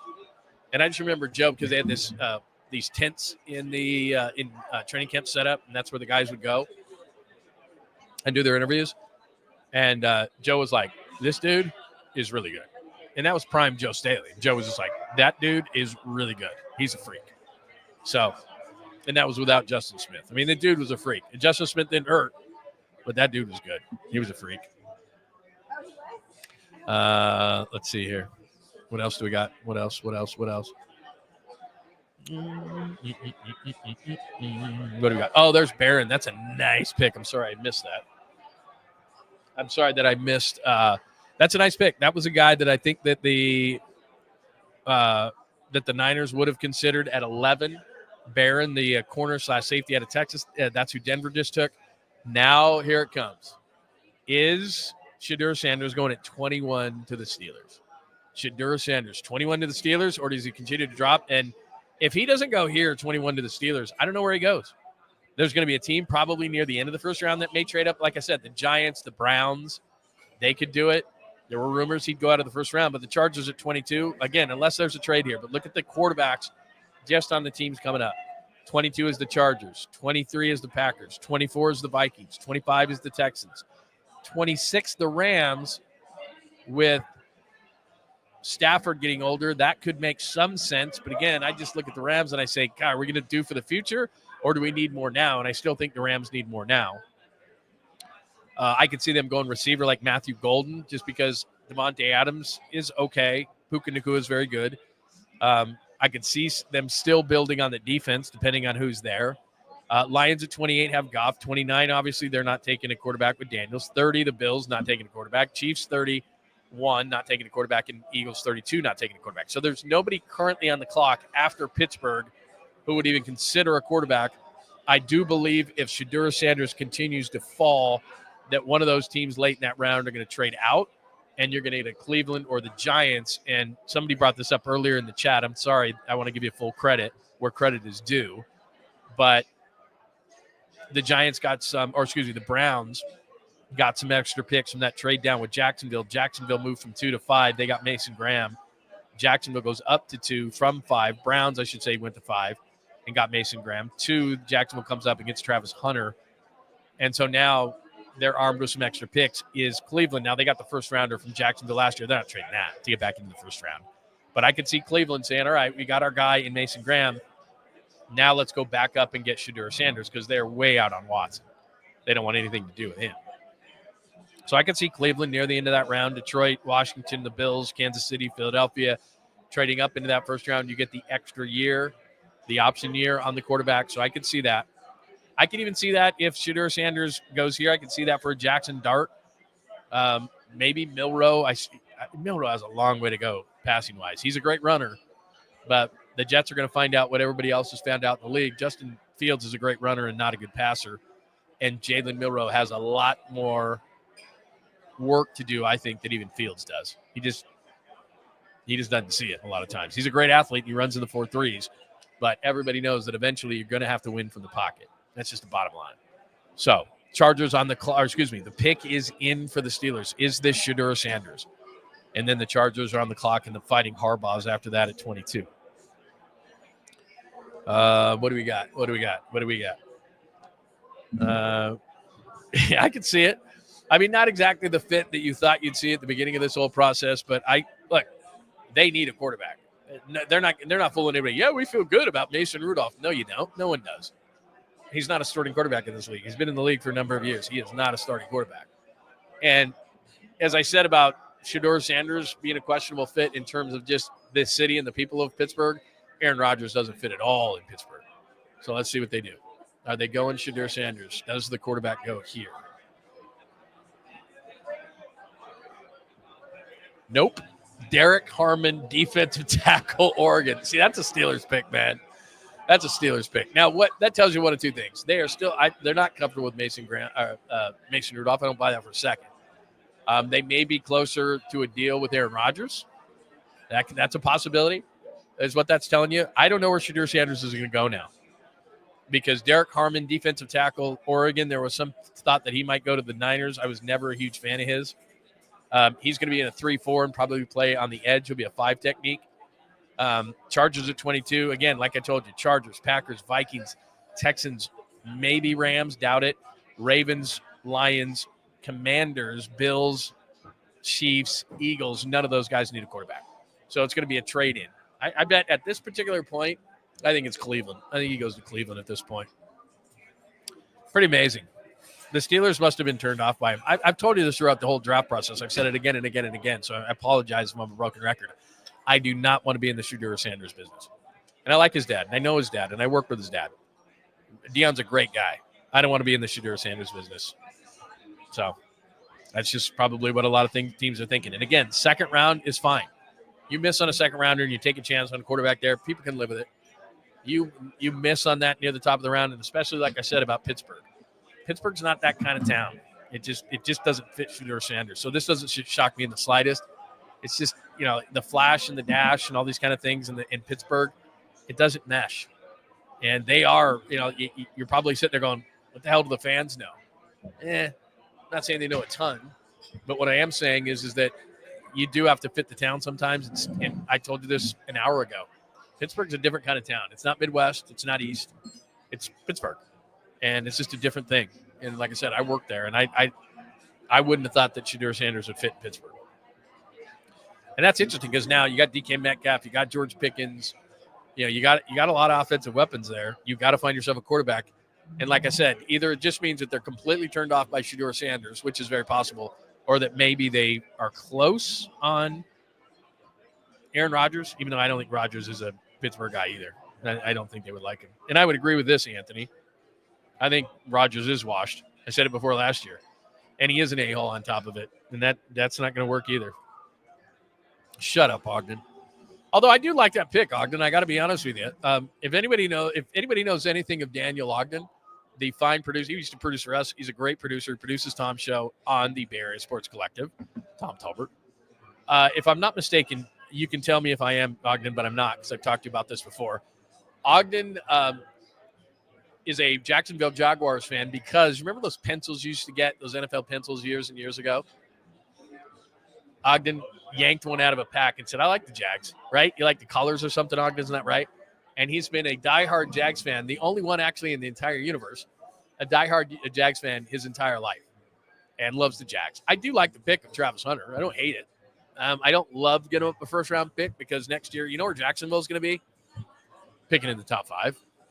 And so Cleveland's going to get maybe a top 5 pick. And for Travis Hunter, he better be damn good. And what some people think is, well, you got 2 first-round picks out of Travis Hunter anyway. You got Travis Hunter, the corner, first-round pick, and you got Travis Hunter, the wide receiver, first-round pick.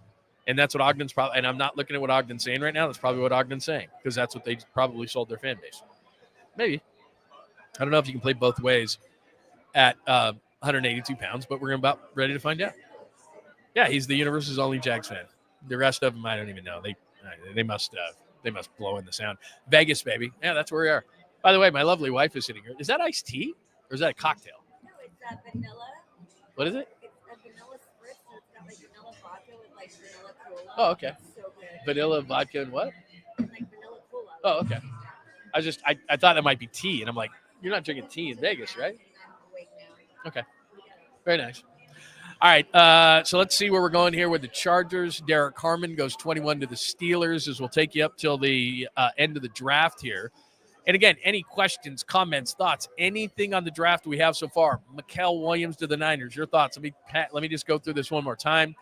Tennessee, Cam Ward. Jacksonville, and that's why Ogden's here crowing. Travis Hunter, they move up from 5. They give up next year's first-round pick, though. Abdul Carter, 3 to the Giants. 4, Will Campbell to the Pats. Cleveland, our guy Mason Graham. And that trade back. Ashton Genty, I was here when he got picked here in Vegas. They went a bit crazy. In Green Bay, lots of New York fans, they booed Armand Membu. They shouldn't have. Good pick. Ted McMillan, 8 to Carolina to help out Bryce Young. At 9, Kelvin Banks Jr. I'm starting to get excited because I didn't like him, not personally. Colson Loveland, kind of a surprise pick that he's the first tight end off the board at 10. Muel Williams, 11 to the 49ers. Tyler Booker, I totally see that, 12 to the Cowboys. Kenneth Grant, 13 to the Cowboys. 14, Tyler Warren, the tight end from Penn State to Indy. 15, I really like this pick. This is the guy I hope the Niners would have taken. Jalen Walker, versatile defensive piece. He goes to Atlanta. He's going to be a Pro Bowler. Walter Nolan, we're going to have to deal with him in the NFC West. He goes 16 to Arizona. 17, Shamar Stewart, who I really liked. If you were going to swing for upside, I would have rather have had him. But again, we'll see. Goes to the Bengals. That's insurance for Trey Hendrickson, who could be traded, but he wants $30 million a year. Our nemesis, the Seahawks, take Gray Zabel, versatile offensive lineman out of Trey Lance University at North Dakota State. Emeka Egbuka, the wide receiver out of Ohio State, goes 19 to the Bucs. 20, Jahdae Barron, the corner/safety out of Texas. And then Derek Harmon, some find that to be a surprise. Thought the Steelers would go Shedeur Sanders. I did not see the fit there. And there's certain places where you'd say, I don't care, fit, whatever. Like Atlanta, you know. Do you have to fit Atlanta? Doubt it. Pittsburgh's different. The Fighting Harbaughs and the Chargers are on the clock at 22. Packers, Vikings, Texans, Rams, Ravens, Lions, Commanders, Bills, Chiefs, Eagles. Still to pick here in the first round of the 2025 NFL Draft. Shedeur Sanders, I think, will go by the end of the first round. Somebody's going to have to trade up to get him because the rest of the first round all have quarterbacks. Oh, this is an interesting one. Will Johnson. Now, the thing I heard about Will Johnson, because he was a guy that some people had mocked to the Niners, and some people have him in the top 10. He didn't run a 40, but somebody told me the other day that scouts thought he ran in the 4.6 range. You're not taking a corner in the top 15 that's running in the 4.6s.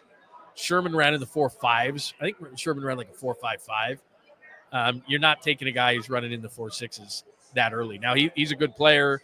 Breaks well, good instincts, great guy, blah, blah, blah. Good size at about 6'1", 195, a little bit bigger even than that, maybe 200. He's running the 4.6s. Are people starting to talk pizza right now? I'm starving. Did you order any food? Are you ordering food or we're going somewhere else? Oh, okay. Yeah, I'm a coconut shrimp person. Maybe appetizer, then we go walk around a little bit. All right, we'll do that. We'll do that very soon. We only have 9 more picks. What? You have a cocktail and coconut shrimp coming. You're fine. What about the Niners? They took Muel Williams. It's only 7:30. It's not like something's going to close. No, we're good. All right, what else do we got? We have some more supers. Remember, if you want to get your comment 100% read on the air, absolutely, positively hit me up with a super like Vrock408 has done once again. I won small, but when one small bet, Goodell gets booed first thing First sharing the winning. Yeah, absolutely. Hasn't he gotten booed? Like I said, I have headphones on and I'm watching the draft here amongst about 10 TVs. I got a hockey game. I got NBA playoffs. I got a couple of TVs with the draft on it. But so I can't hear if he's getting booed whatsoever. But I'm sure he is. I mean, come on, man. He's getting booed. All right. Chargers pick is in. Then the Packers are on the clock after that. I'm parched again. Fix this a little bit. I'm drinking this a little too slow. Got a little warm on me. It's not great. What? Yeah. All right. Let's get back on this a little bit. See what's going on here. Let me reset everything. It is the 2025 NFL Draft. It is your NFL Draft show on John Lund Unleashed. Remember, please make sure you subscribe. Tell all your friends and enemies. Make sure that you give us that like. And as I told you this morning, I didn't know exactly what time I was going to get on. I jumped on about 6 o'clock or a little bit before Pacific time here from Las Vegas as we're taking you through the NFL Draft. If you're a Niner fan, and you probably are, Muel Williams is the pick at number 11. Give me your thoughts. If you're not a Niner fan, who do you like? What do you like as far as the picks? What do you hate as far as the picks? Do you like the pick of the Niners? Give me your thoughts on that, and I will hit you up here as I've got the chat up right now. Did I already hit that one up? Where's the party tonight? Yeah, that's what we're trying to figure out. I mean, it's extremely early here at 7:30. So we do have to be up for some business in the morning, but, we can be hungover, right? Oh, she goes, no hangover. Okay, I'm going to watch it. I got to watch it. Let's see. I was just told no hangover tomorrow. Okay. All right. If you're asking what I'm drinking, it's a Sierra Nevada, which isn't my least favorite.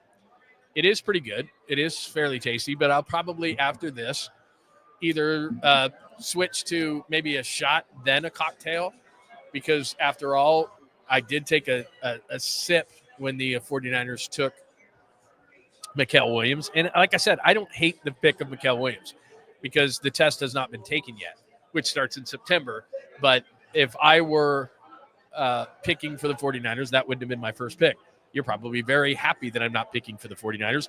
But let's be honest, I could pick as well as the 49ers have in the first round in the John and Kyle tenure.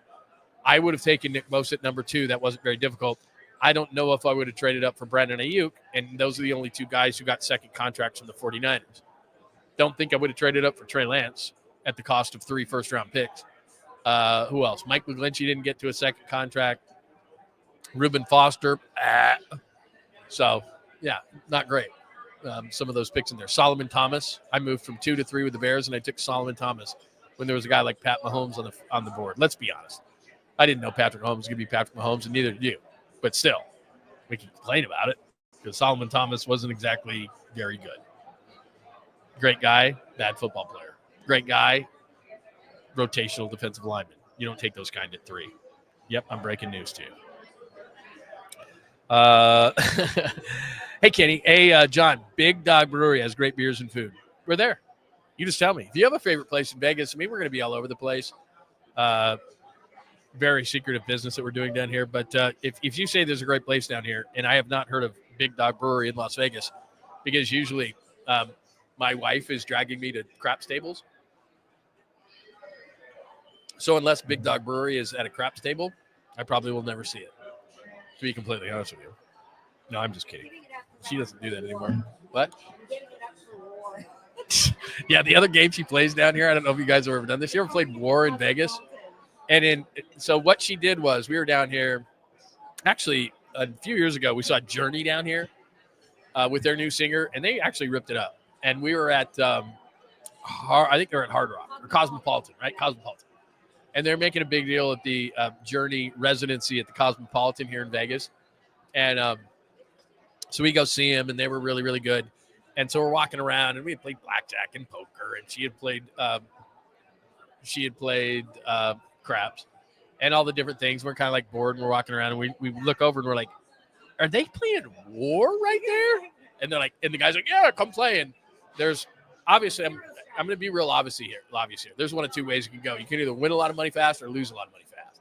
She won a lot of money fast. When she got done, I lost a lot of money fast. I mean, that's just how it goes. It's exactly what you think. boom, boom, boom, boom, boom. I mean, it's just like this. It's just the cards going down, right? You get a card, they get a card. You get a card, they get a card. You get a card, I mean, you play 10 hands in 60 seconds, and you either win a lot or you lose a lot. And she won a lot and was like, this is the greatest game ever. And I go, let me give that a shot. Lose, lose, lose, lose, lose. I lost like 6 hands in like 35 seconds. And at like, I don't know, probably $20 a hand. And I'm like, I just lost like $150. I'm out. But she was really good at it. So she loves war. I hate it. I'm a poker guy. Like, I'll sit at a poker table all night long. Love poker. I love seeing the cards. Now, you got to ante up at a couple of those positions, but I love seeing cards before I decide if I want to bet. That's, I love poker. Okay, Chargers go with Hampton, Marion Hampton, the running back out of North Carolina. I thought maybe he'd go as high as 10 to the Bears. That's a really nice player. I don't love backs at 22, but the Chargers need one, so it's Jim Harbaugh. What did Jim Harbaugh do last year? Take an offensive lineman.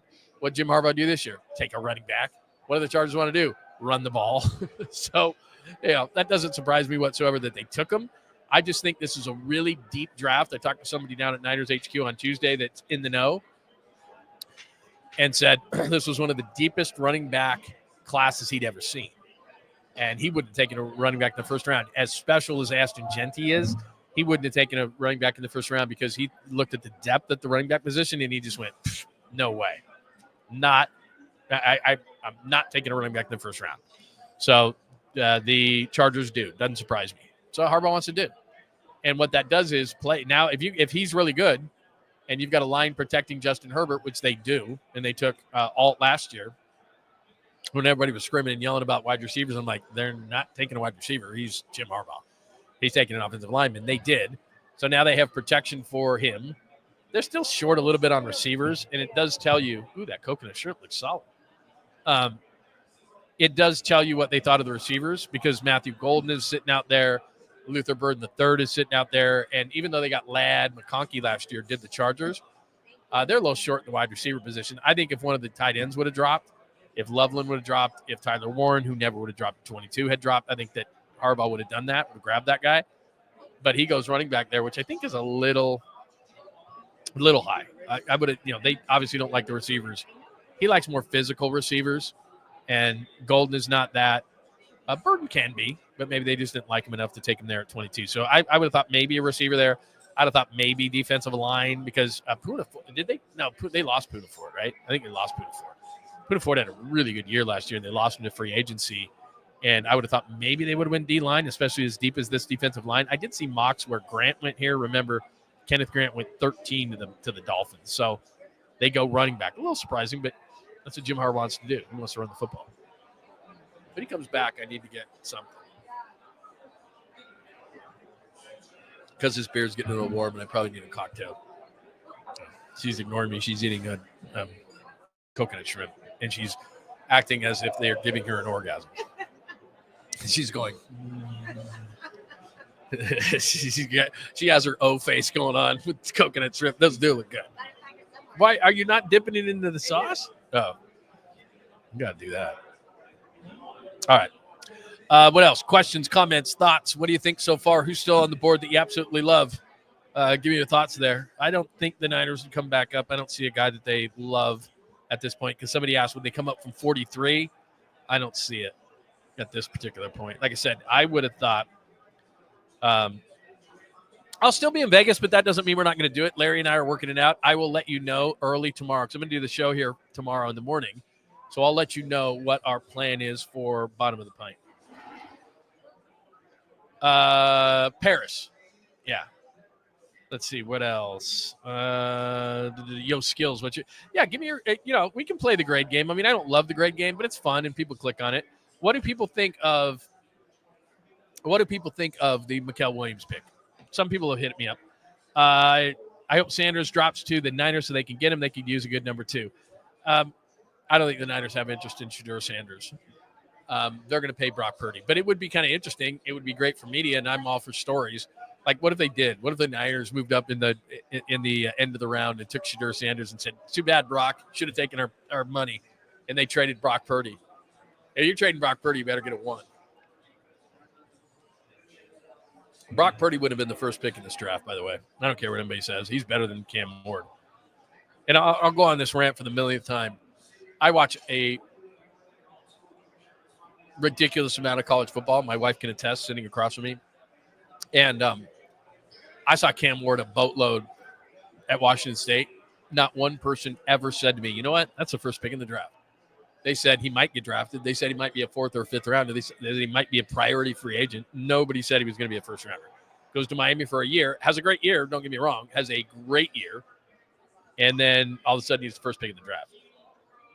I wouldn't have done that if I was Tennessee. No way. No way. I think Tennessee could have taken Abdul Carter, Travis Hunter. They're not a quarterback away. And that's, if I was building a team, I don't know what you think. Give me your thoughts. If I'm building a team, the first guy isn't going to be the quarterback because, think of Alex Smith when he was drafted by the 49ers in 2005. You could have gone in a number of different positions, and then you draft the quarterback. Why would you have the guy lose his confidence, go through a bunch of offensive coordinators, go with a bunch of head coaches, all this stuff? Alex is just special and came through it. Should they have taken Rodgers? Yes, duh. But still, 2005 draft 20 years ago. But we've been talking about it for 20 years. But they would have been better served taking a different position, building up the lines, building up a defense, and then you take the quarterback. And he got beat up. Bless me. And he got beat up. And I'm not a proponent of taking the quarterback first, allowing him to get beat up. A lot of lesser people with lesser character than Alex would have failed under that kind of a situation. And that's what happens. A lot of guys, it's not that they can't from a quarterback position. They still have those physical skills, but what tends to happen is they lose their confidence. And you know what that's all about. You lose your confidence, you're done. These quarterbacks lose their confidence. I was in Detroit. Joey Harrington was a nice player at Oregon. He got beat to a pulp, and they kept trying to draft receivers and not offensive linemen for him. He got nervous. He got scared. He got jumpy in the pocket. He lost all his confidence. He couldn't play. Traded him to the Dolphins, couldn't play. Went to the Falcons, couldn't play. It wasn't because anything changed physically, and he was really a smart guy. And I got to know him later. Not a bad guy either, and he could talk football. But he lost his confidence. He admitted it to me later on, just, got beat up, lost my confidence. It wasn't my city. Detroit wasn't the kind of place where he was going to thrive. I sent you a tweet on what to play. All right, I'll look at it. In fact, you know what? Let me take a quick gander at it. I'll do it right now. I can multitask. What'd you order there? What'd you order? Oh, for you? It's all right. I'll get something in a minute. Let me see here. Let me look at your tweet here. I like Muel Williams. What he's there. Just one second. I just told you I can multitask, and then somebody hit me up, and I can't multitask that much. Let's see. I can multitask, and then three people are talking to me I can't multitask. What are you talking about? All right. Let's see. What did you hit me up with? Okay, I got you. Boy, I should look at my direct messages more. There's a bunch of caboose pistols in there. Should check those every once in a while. Let's see. All right, I got you. Let me get this draft back up. I don't want to be missing the draft. Again, there you go, Matthew Golden. Now, that's an interesting pick to Green Bay, Matthew Golden. They've got a boatload of receivers. If I'm the 49ers right now, and they are short of receivers, I'm calling the Packers. Hey, you want to move Christian Watson? Because, again, the thing that's missing among the wide receiver core for the 49ers is a deep threat. And I like Christian Watson a lot. And he's injured a lot. I'll give you that. And maybe the Packers are frustrated with him. And maybe the Packers, because they do have three. They have Romeo Doubs. They have Wicks. And they have all these guys that are really solid, but they don't have one guy that really, really stands out. And that's where I think why they took Matthew Golden. And Golden's getting after it on the stage. But Matthew Golden is – I don't love him. He was a late riser. But anyway, long story short is maybe that means that one of their receivers is available. And if I'm the Niners right now, and again – 11 picks, now 10. They've got extra picks in this draft. If I'm the Niners, I'm calling the Packers right now going, look, would you move Christian Watson? And maybe the Packers would because he's had a lot of hamstring, a lot of muscle injuries, things like that. He's been out a lot. Didn't he tear an ACL? I think he did that early in his career. So I'd call on on Christian Watson because he's been a guy that when he's healthy, he can get deep and he's got speed and he can give you what the 49ers need right now in their wide receiver core. And we talk about this all the time in the receiver core. What do you have? Well, you have a big-time possession guy in Jennings. You have a guy in Pearsall, really good route runner. I'm not exactly sure what he's going to be, but he runs in the 4.4, so he's got enough speed. You got Demarcus Robinson. He's solid. Not great at any one thing, but he's solid. You're missing, and that's why they drafted Danny Gray in the 3rd round, who failed, and why they drafted Cowing, who I think is too small, and why they drafted Pettis those years ago is they're looking for a speed element in their wide receiver core, and they just haven't been able to hit it. So rather than draft another one, why not take one of those picks and go to Green Bay, who just took Matthew Golden, and say, hey, man, how about Christian Watson? Of all those guys, he's my favorite. He's got the size. He's got the speed. I'd love it. But we shall see. We shall see. What else we got? I'm just randomly kicking some of these up, man. So you could be talking to me or not. No offense to anybody, but this is my favorite person in the room, and that's Joy. And I don't know what she's talking about, but I don't care. Just want to pop it up. Let's see what else. What else do we have? Live draft show from Vegas. Thanks for joining us. And I've hardly had anything to drink, and it's at some point here shortly. If they don't kick this draft into gear, I don't even know if I can make it to the end of this whole thing because my wife's getting impatient. I can tell. Let's see here.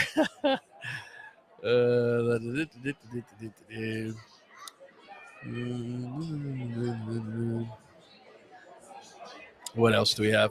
Have you given me a thumbs up? Have you given us a follow? Not only here on John Lund Unleashed, but please on Bay Area Sports Collective as well. By the way, I'm going to tell you something, and I'm not going to let any cat out of the bag. You know that we added Rod Brooks. You know that we have Tom Tolbert. You know that we have Polymax Particles with Creative Tony on Bay Area Sports Collective, and you see on that corner BSC, you're like, what the hell is that? It's Bay Area Sports Collective, and you need to make sure that not only on John Lund Unleashed are you subscribed, but also on Bay Area Sports Collective. I got an amazing, and my wife can back it up, I got an amazing text today with a number of people on there going, do any of you mind if we add these people? And I went, are you kidding?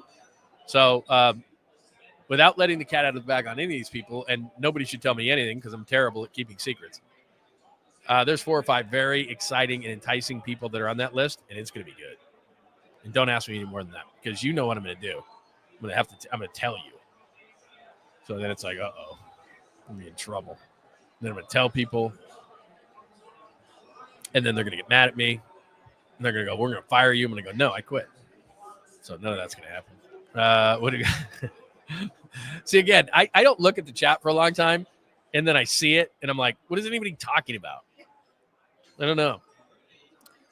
When you're done, relax and focus. Take a look at those pictures I sent you in Zoom, and take my word, low risk, high reward. Will I get in trouble for those? Oh, what do we got? Oh, you got an old fashioned here? Oh, see, this is what I'm into. I don't think I've ever had an old fashioned with, what is that you got? Champagne? Oh, lemon drop. Oh, I wish I could. Oh, you just spilled it. I wish I could turn the camera so that people could see the lemon drop you ordered. That looks phenomenal. It's not for me. This is my favorite cocktail right here. Yeah, you're gonna don't spill on my computer. She's bringing this drink that's in a martini glass and it's shaking all over the place, and I'm like, where'd Lund go? Oh, he's off the air. His wife fried his computer with a lemon drop in Vegas. Thank you, my dear, for ordering this. It's very nice of you. I should give me a dirty look. But this is my drink of choice. I do like beers, and I'll chug beers, but I'm a massive fan of the old fashioned. Big fan. Should wait to the end to drink the cherry, but I gotta put the orange on the rim of the glass here. All right. Here's to me. Here's to you. Hope everybody's having a good night. Oh, that's tasty. That's really good. Yeah. Tell them I'm done with that. We have a winner.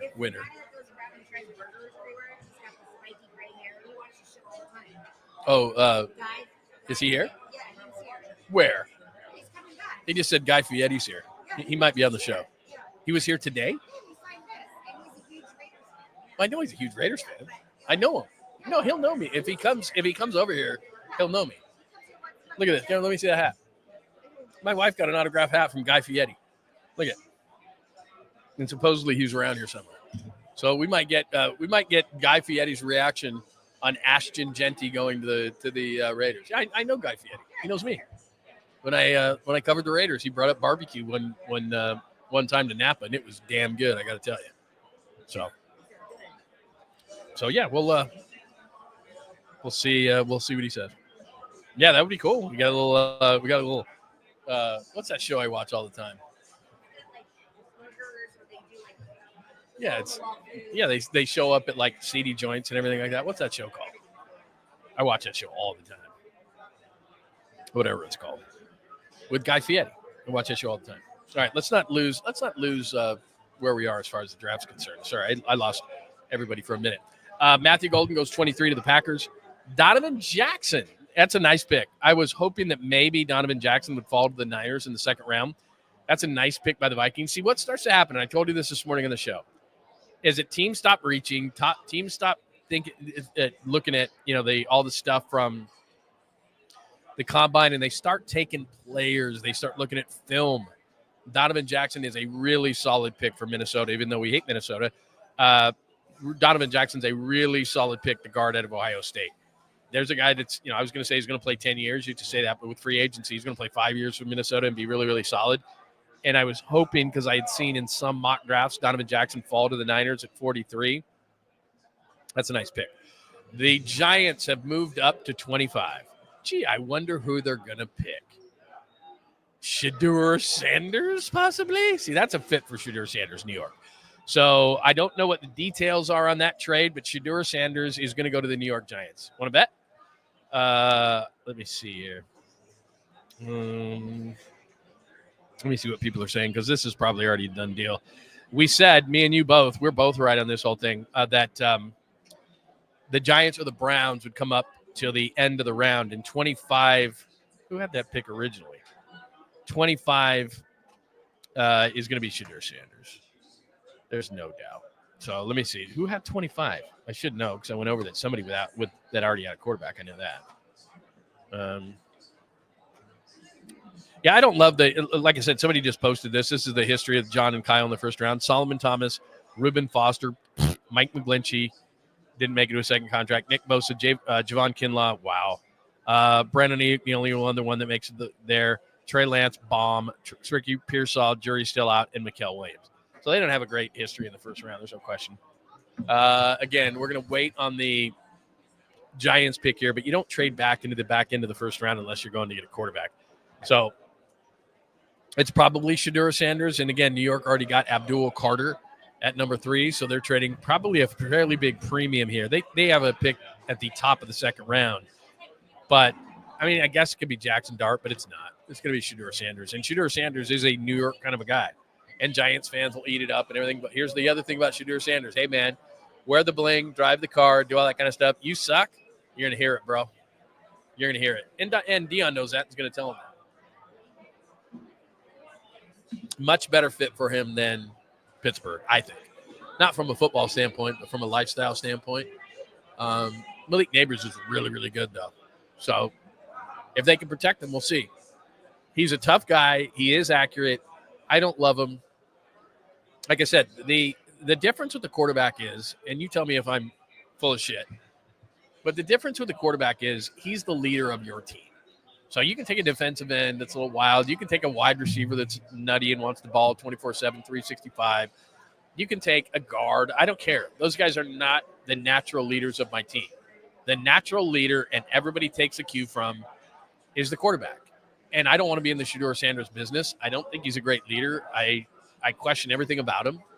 And so I wouldn't want him to be the face of my franchise. Now, if you look at Brock Purdy, and I've told you this story before. We were at training camp last year. And we're asking Brock questions, and Brock is staring at the floor.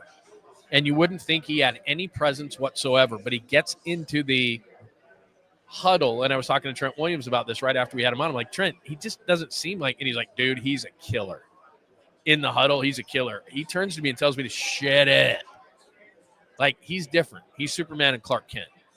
And he's like John Lynch can go to sleep at night knowing he's not going to have a problem in the morning with Brock Purdy.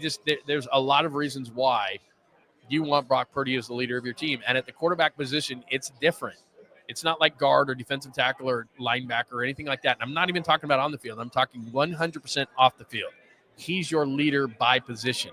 He doesn't have a choice. And so do you want your team to be led by Shedeur Sanders? I don't. Now, maybe I'm 100% wrong on that. But I think the Giants did a nice job getting back into the round. If they like Shedeur, that's great. So there you go. No, Jackson Dart. Oh, they go Jackson Dart. I just did tell you that they could go Jackson Dart. They went Jackson Dart. So now maybe somebody goes back into the back end of this round and takes Shedeur Sanders. But what I've been saying for months about Shedeur is coming true, which is I don't want to be in the Shedeur Sanders business. And I'm a risk taker by nature. So if NFL teams are going, I don't want to be in the Shedeur Sanders business, and they respect and like Deion, and Deion, I'm sure, has tried to press for his son. But this is a situation where he's had things handed to him. His dad was the coach at Jackson State. His dad was the coach at Colorado. He's getting NIL money, which he got about $5 million last year, and thought to himself, you know what's a good investment? A Rolls-Royce Ghost SUV. For I think that thing cost like I don't know. I would never know. Like I think it was $500,000 or $600,000-$700,000. Like when dude is buying that, I'm sorry, and I know the NIL makes things vastly different nowadays, but I just don't love that. I want my quarterback to be scrappy. I want my quarterback to be broke. I want my quarterback to have to need it and want it. You know, Shedeur Sanders, if he fails at the NFL level, he'll be fine. You know. He got some NIL money. His dad's got money. Like he doesn't need to succeed at the NFL level. I don't know anything about Jackson Dart, but I bet he does need to succeed at the NFL level to have a life. You know, look, maybe he struggles and maybe he's a businessman at some point, and maybe Shedeur Sanders is too. But I don't know if Shedeur Sanders needs it. And Shedeur Sanders is already driving a Rolls Royce.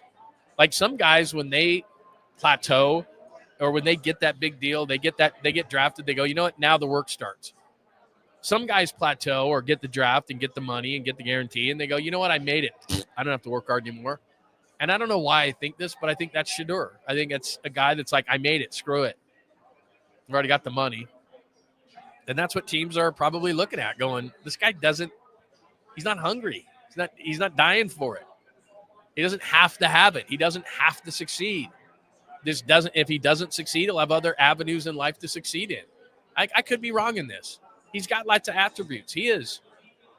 But he's not overly athletic. He's quick. He can get out of the pocket, but he's not a great runner.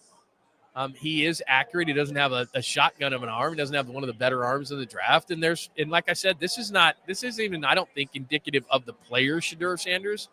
I think this is indicative of, do I want this guy as the face of my franchise? And remember, when you're in the first round, the owner is sitting in the draft room 9 times out of 10, and Jed York is sitting there. And he allows these guys to do their job. But also, if there's a guy he hates, he's going to be paying him. He's going to be writing the check. He's going to be rubber stamping it. It means that they have input, especially on a quarterback. This is my franchise. And he's going to be the face of it? No, he's not. Don't want him. That's really the only position that maybe a owner would get involved. Like, hey, we're going to take this quarterback. What do you think? Don't want him to be the face of my franchise. Dart, a major reach. I don't disagree with you, Jesus. I don't. Jackson Dart wasn't talked about at all. Doesn't mean he can't be great. Remember, Brock Purdy was a 7th rounder, blah, blah, blah. Lots of quarterbacks get drafted. I get nervous about guys who rise this fast, this late. Jackson Dart was never seen as this kind of a pick. He was a 3rd or a 4th rounder. And you saw as his film, what changed? Has Jackson Dart thrown one pass since the end of the season? He has not. So all of a sudden, he became better. How? I'm not a big fan of this pick, but you know what? The big story to me is the Giants took him ahead of Shedeur Sanders. And now Atlanta moves back into 26. Now they're not taking a quarterback because they got Michael Penix last year. So we got another trade. And Atlanta is on the clock at 26, and that was with the Rams pick. So I did speculate for a moment that, you know, Matthew Stafford's getting older. Maybe the the Rams would take Shedeur at 26, but now they've traded it to Atlanta, and that pick is not a quarterback. James Pierce. They've needed so Atlanta did a really nice thing tonight. They've needed defense forever. Penix, they've got some offensive players. Bijan Robinson, that's a good offensive team. They've needed a pass rush forever. They've neglected their defense forever. And so what they did was, man, I wish this would have been the 49ers.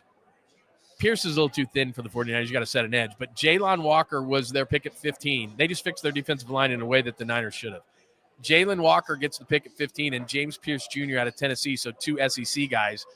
And Pierce Jr. goes to Atlanta at 26. Those are, to me, I like those picks. I like those picks a lot. Now, Pierce probably doesn't fit the 49ers because he's too thin. He's built like Leonard Floyd. If you've never seen him, he's really thin.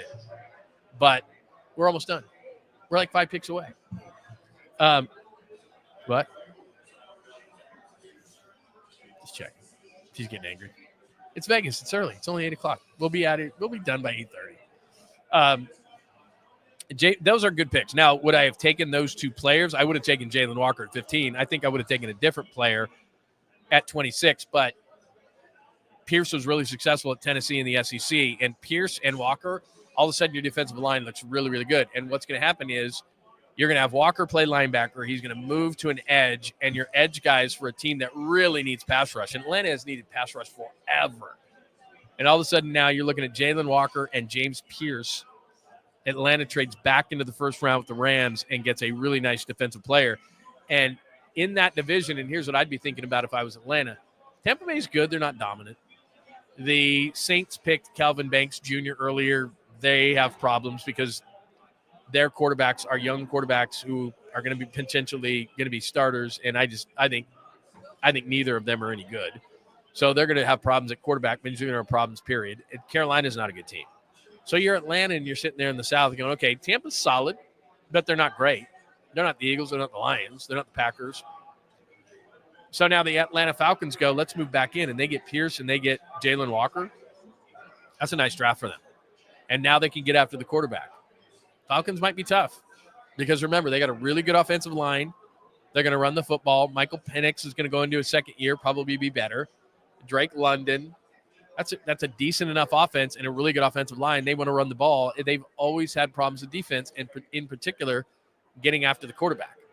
And they just fixed their offensive line in 2 picks at 15 and 26. Niners could have done the same thing. 27, the Ravens on the clock, then 28, the Lions, 29, Commanders, 30, Bills, 31, Chiefs, 32, Eagles. I keep saying that somebody's going to come up and get Shedeur Sanders, but there's obviously an issue. And like I said, it's not about his game. It's not great. It's good. It's not great. Good enough to be drafted in the first round, but I've said this throughout the whole entire draft process. I don't know that anybody wants, or a lot of people, unless it's to their advantage, like 3rd round maybe, or not even 3rd round, 2nd round, where a team will take a chance and say, okay, 2nd rounder, we'll take a chance on Shedeur, but do we want to be in the Shedeur Sanders business? And I think that's a big part of this whole thing. 8:30, maybe 9:30. We're 8:08, 8:06. And we got 1, 2, 3, 4, 5, 6 picks left in the draft. In the first round, we'll be fine. But she is dirty looking at me, and I'm not even going to look anymore. I don't want to look up. How's everybody doing tonight? I hope everybody's great. What? You can go walk around or something if you want.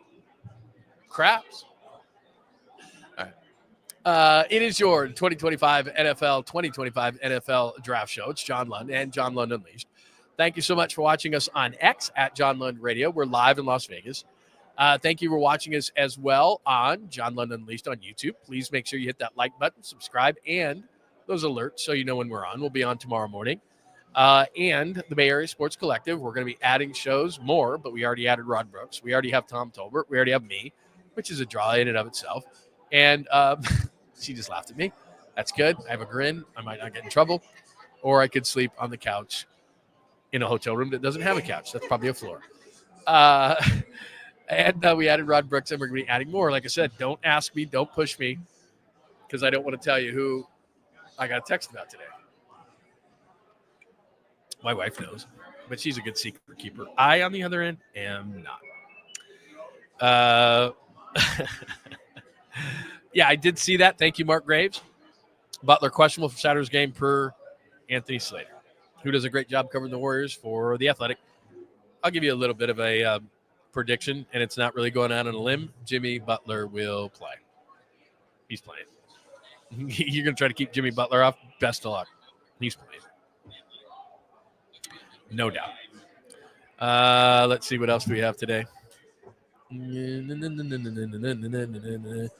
Let's see. There we are. John, have her announce the next pick. That's a good idea. JJ Rader, by the way, I asked you, what do you think of Ashton Genty? I can tell you, being here in Vegas, the place blew up. That's not too strong of a term. It blew up when Ashton Genty was picked 6 by the Raiders. They were excited. And then 7 came around, and the Giant Jets fans all booed the Membu pick, which I really like and would have loved for him to fall to 11. But they took Muel Williams, which I'm not angry about. I keep telling you that. I'm not angry about it. It's just, it is what it is. I'm not mad. Grades, I'm not giving out grades. I'm not Mel Kiper Jr. I don't have to give out a grade. I don't work for a company that makes me do a grade. I agree with you 100%, Mark. Butler will put a pillow on his ass if he has to. He's not missing that game. Can you imagine Jimmy Butler missing a playoff game because he's got a bruise? A pelvic bruise? It's not happening. Yeah, JJ, I can tell you that my son, who's a huge Raiders fan, in cap letters said, Genty! He was all jacked up about it, so he loves it. Jimmy Butler will not be 100%. Nobody's 100% at this point of the season, but I know this. Between adrenaline, they're going to shoot that sucker up, that Jimmy Butler's going to be fine. I don't think that Jimmy Butler is going to have a problem whatsoever. He does play a physical brand of basketball, and look, he's not going to stand out on the perimeter like a wallflower and be like, I guess I'm hurt. He's going to play the way he's going to play. So the major issue for me is Jimmy Butler can get through this series. It's a really physical series. I did not see the press conference with Steve Kerr today, but I do know that Steve Kerr is going to bitch and moan about officiating. That's just part of it. So they're going to do that. All right, the Malachi. Oh, this is the pick that everybody said they were going to do. Baltimore is so smart. Baltimore just sits back. They're at the end of the first round every single draft. And then somebody who's really, really good falls to him. Malachi Starks is a great player. If I was the 49ers, I'd have looked at him at 11.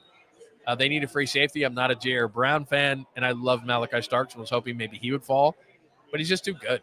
Malachi Starks is a really good safety. The Niners have Mustafa, who's a great box safety, and I like him. But Starks is a guy that I'm not going to say he's Earl Thomas because he's not, but he's sideline to sideline. He can even play some slot. I just really like him. He's a leader on that Georgia defense, and that's a great pick by the Ravens. And it always seems like every single year the Ravens just sit back and go, do. Oh, there's Malachi Starks. Okay, we'll take him. He's really good. So that's a great pick.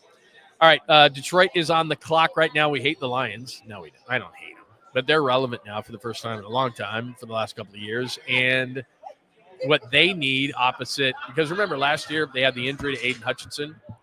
And Hutchinson will be healthy. And then they picked up Zadarius Smith, who did absolutely nothing. So edge. I would say Detroit's probably going to go edge here. And you know, everybody's like, oh, they don't draft for need. Detroit needs an edge rusher really badly. And so I can see the Lions. They are set offensively. They can score. I mean, their team's going to score.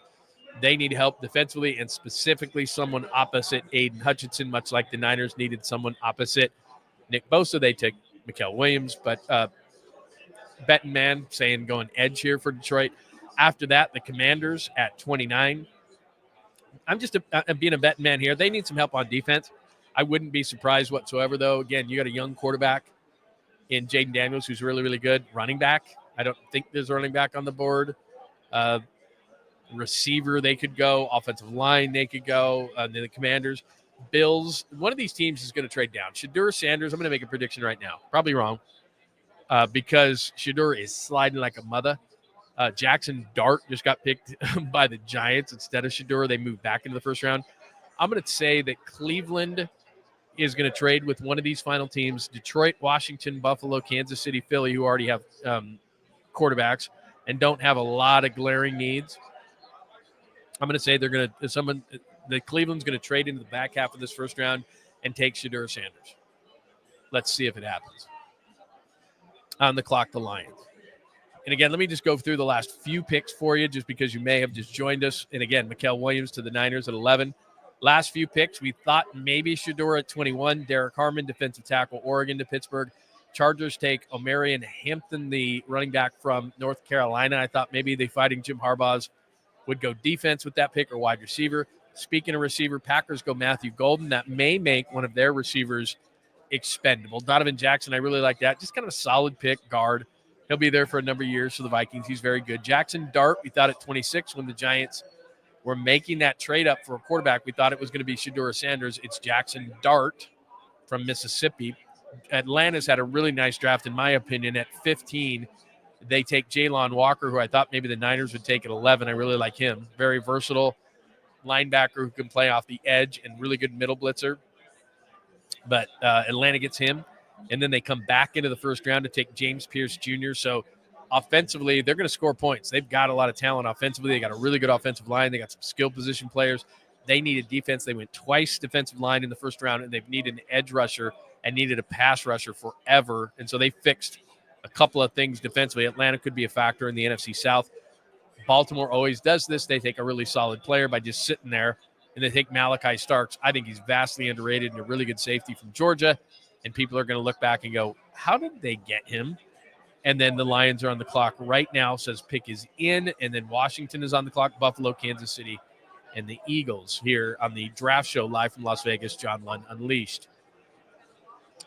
Let's see. What do we got? Let's see here. Hello, Daniel. Hopefully the Browns trade up because I have a bet on over 2.5 quarterbacks in the first round. Dart was a gift. I think you're going to win it. If I'm a betting man right now and I'm sitting in Vegas and I'm staring at the casinos and we're going to leave here and right afterwards and I'm going to pack up my bag and get out of a sports book. My wife's got half of the lemon drop back left. She's fine. We're going to be out of here soon. And if I'm a betting man, I'm going to say that somebody's going to come up Cleveland, I think, and get into the back of the half of the round because they got a bunch of picks from Jacksonville from moving 2 to 5. Jacksonville got Travis Hunter, if you're just jumping in, and Cleveland went back to 5 and got Mason Hunter. They've got extra ammunition. They can move into the back half of the first round and take Shedeur Sanders, and I think they might. So there you go. What else do we got here? Yeah, you know what? I just saw this, and I want to talk about it. I'm not a Pai Gow guy. Like, I play it and I understand it. I haven't played it a lot. Not late. I mean, I understand it, and I played it. And I said I haven't played it, but I played it. I don't know if I'm the hugest guy. Not Kruger and Damon. I don't know what that is. Like I said, I'm trying to pop into the comment section every once in a while, and sometimes I get lost. All right. Detroit's pick is in at 28. I've got like 25 TVs, and for an ADD guy, that's really tough. I've told you this before. I was working in Detroit and I was doing mornings. And let's do the Lions pick, and I'll tell you about this, because this has to do with Detroit. That's a stretch. I'm surprised. Tyleik Williams is 6'4", 330 pounds. 6'4", about 330 pounds out of the Ohio State University, and they take him. And that's not a bad pick for Detroit. They have a lean McNeil inside, too. It's going to be tough to run the football on Detroit. But Tyleik Williams, defensive tackle, Ohio State. I would have thought maybe in the second round that that would have been a guy for the Niners, because with all these big guys, the Niners need a big guy inside. They need a run stuffer, and there's a lot of guys in the draft. Jordan Phillips out of Maryland. There's a number of guys, a couple of guys from Texas can do that. By the way, I like Omar Lott. He's a guy from Tennessee, not to go all Larry Kruger on you, but that's one of the guys. He was in a rotation, 6'3", 315, started at the Arizona State University.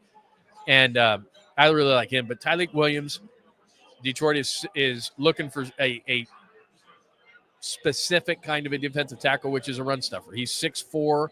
He's about 330. He doesn't have the upside of a Kenneth Grant, but he's going to stuff the run. They obviously didn't like someone on the, they weren't in love with someone on the edge, because really what Detroit needs is an edge rusher opposite Aiden Hutchinson, and they're not getting that with Tyleik Williams. Washington on the clock right now at 29. Still waiting and hoping that you're still waiting for your cash in, Daniel. And we're running out of time here. Commanders obviously don't need a quarterback. Bills, Chiefs, Eagles. So maybe one of those teams trades back with Cleveland. I think it's going to happen. Or maybe, Cleveland's got the first pick of the second round, so maybe Cleveland's going, screw it. I don't think anybody's coming up, because they may not need to. I'm sorry, Daniel, but as I'm looking at this thing right now, Commanders, Bills, Chiefs, Eagles, who else would come up for a quarterback? There's not a lot of need. So Cleveland's going to sit there and go, well, we got 33. What are we going to do? Why would we trade up? Because it doesn't look like none of these teams are going to take a quarterback. And then who else in the league needs a quarterback right now? Who has a screaming need for a quarterback right now? Pittsburgh? And they didn't take him at 21. If they liked Shedeur Sanders, they would have taken him at 21. So now that I think about it, Daniel, I'm feeling not so great about it. But we'll see. We'll see. Oh, some guy here in Vegas is a fan of mine in the show. What's a Vegas bomb? He's buying us Vegas bomb. What's in a Vegas bomb? Oh, it's Jaeger. What else? Yeah, what else? Jaeger and what else? There's tequila in it and Jaeger. Oh. I'll do a lemon drop bomb. I'll do another old fashioned bomb. Yeah, hit me up with that. Love of God. Which guys are it? So I can hold on. They already left?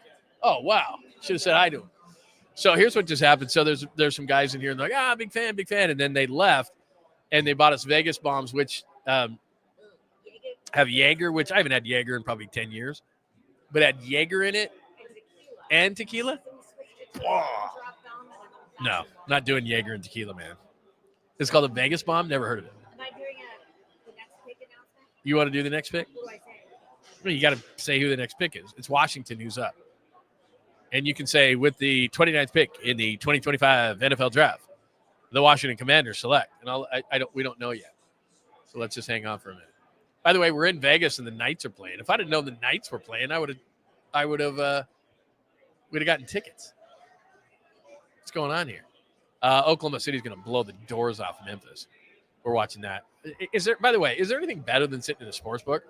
I'll answer that question. No, there's not. Especially when people are buying you drinks. But I don't want a Vegas bomb. Are you kidding me? Jaeger and tequila? I'd have been sleeping.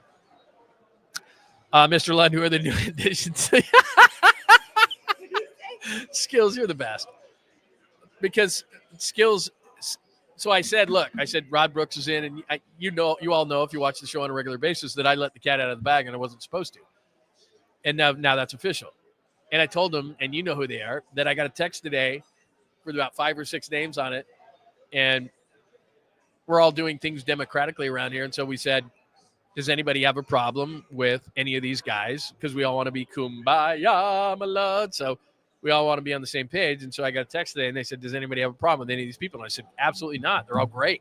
They're all amazing. I'd be loving all these people joining. So there's 5 or 6 names on there, all high profile, all big time. And Skills knows, because I said this about 5 minutes ago, and he was listening, and he's like, okay, Lund's drinking, and he's going to tell us who it is. Exactly. But I'm not, because I got a reprimand. They're like, don't you dare. I can't tell. But Skills is smart, because he's like, now that you're drinking, who's going to the Bay Area Sports Collective? Can't tell you. It'll come out soon enough. I'll tell you this right now. No, it did not hurt to try. That was a brilliant move on your part. That was not a name on the list. I will tell you that. I'll be what was the guy that did that? You are not the father. That is not a name on the list. It wasn't. I'll tell you that. But there are a lot of good ones. I'll tell you that. And I like Ray. I do. I like Ray a lot. But that ain't one of the names. All right. The pick is in for Washington. All right. You want to do the pick? Hang on a minute. Well, we gotta see who it is there. Do you see when they pop? Yeah, when they pop it on the board there, you want to announce the name that you see with the 29th pick in the first round, the Washington Commanders select. Hello, Lund loyalists. This is Lainey Lund here. Okay, just tell them the pick. Okay, we're ready. Oh, can you read it or no? Do you need me to do it? You can't see. Ladies and gentlemen, we have Josh Connerly Jr. Oh, you did it. Josh Connerly Jr. Thank you. You're very welcome. You liked sitting and watching the draft in Vegas? Yeah, it's pretty sweet. Oh, yeah, okay. I'm getting a lemon drop. I know, a free one. See, I got you a free drink. So I thank God for those guys, and I wish I could have thanked them, because the thing is that they're actually making it so that I don't get in trouble. Feed them cocktails. Josh Connerly Jr., offensive tackle, Oregon. Another guy I would have liked the 49ers to take in the second round. I like him. I don't think he's reached his potential. He's got really good feet. I'm not, I don't mean that in a Rex Ryan kind of a way. He's got really good feet. I don't mean it in that way. I just mean that, he's nice. And I think his best football's ahead of him. He's like 6'6", 315. I like him. And he's not, to me, he wasn't a first-round pick, but Niners in the second round, picking like 43, 14 picks from now, would have liked it. All right, 3 more chances, Daniel. I'm sorry. I just don't see a team coming up. I think Cleveland's sitting there going, well, why would I? Ooh, Mike Green hasn't been picked. That's a great call, Lost Crew 1. Mike Green, edge, Marshall. Now that I think about it, because I don't have who hasn't been picked in front of me, I'm just winging it here. I'm surprised Detroit didn't take him. That's a nice pick. The fact that he's sitting there, that's a good call, my friend. Very good call. I like Josh Connerly Jr., though. 13 picks away. 13 picks away from the Niners. Round 1 only tonight. I'm sure you knew that. So 3 more picks. Buffalo, Kansas City, the Eagles. I don't think Cleveland's moving up, man. I'm sorry. But I don't think they're moving up because there's nobody else who needs a quarterback. And Cleveland's sitting there going, we'll take Shedeur Sanders, first pick of the second round. But nobody on the board. Buffalo, obviously, Kansas City, and Philly aren't taking him. And there's nobody with a glaring weakness for a quarterback except for Pittsburgh. And they had a chance to get him at 21, and they passed on him. So I don't think they'd move up. The Rams, you look at old quarterbacks. The Rams have Stafford. They could have taken – they had the 26th pick in the draft. They traded it to Atlanta, who took James Pierce Jr. So the Rams had a shot at Shedeur Sanders. Why would they trade 26th and move back up to take him near the end of the first round? That doesn't make sense. So I'm sorry, my friend. Unless like Jalen Milroe or something like that, somebody loves him. I'm not thinking that's good. Hi, Brock. Drink the Vegas bomb. Well, Rock did give us a super. How about this, Rock? I'll meet you in the middle. There's a lot of whiskey in this glass. I'll chug this whiskey for you. Huh? Yeah, I'll drink this. I mean, I'm a whiskey fan. That's a lot of booze, my friend. That's a lot. So here you go.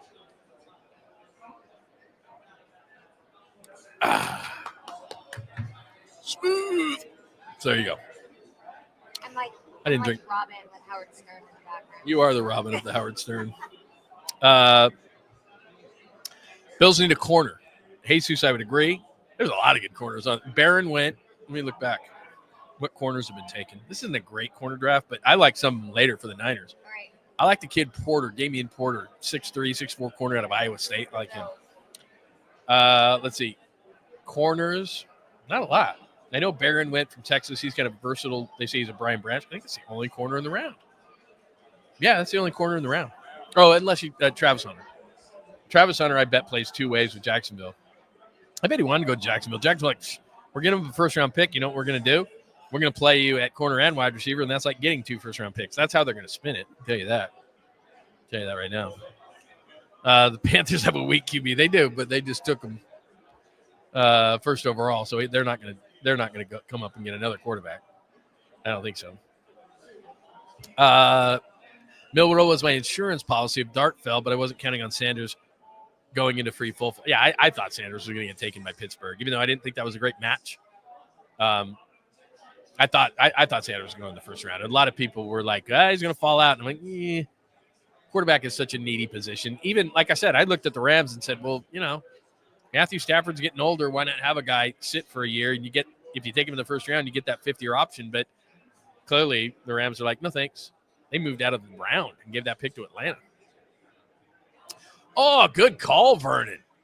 That's what I mean, though. I'm not going to get mad at Will Johnson Jr.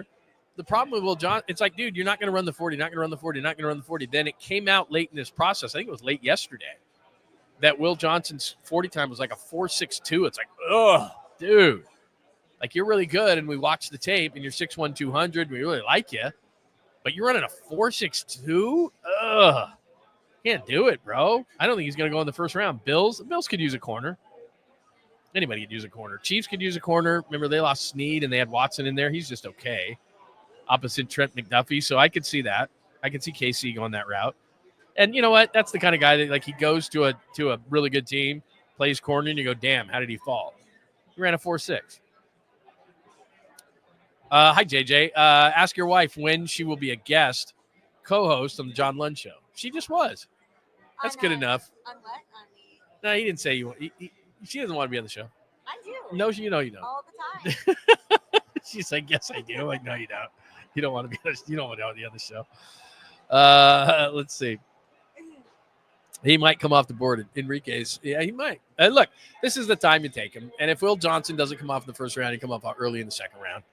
You know, because the team goes, okay, I'm not taking him in the first round running a 4.6, but you look at the tape. And I'm a big believer in the tape over the combine stuff, but when there are certain parameters and numbers where you go, man, I can't take this dude in the first round. And a corner running a 4.6 plus, that's iffy.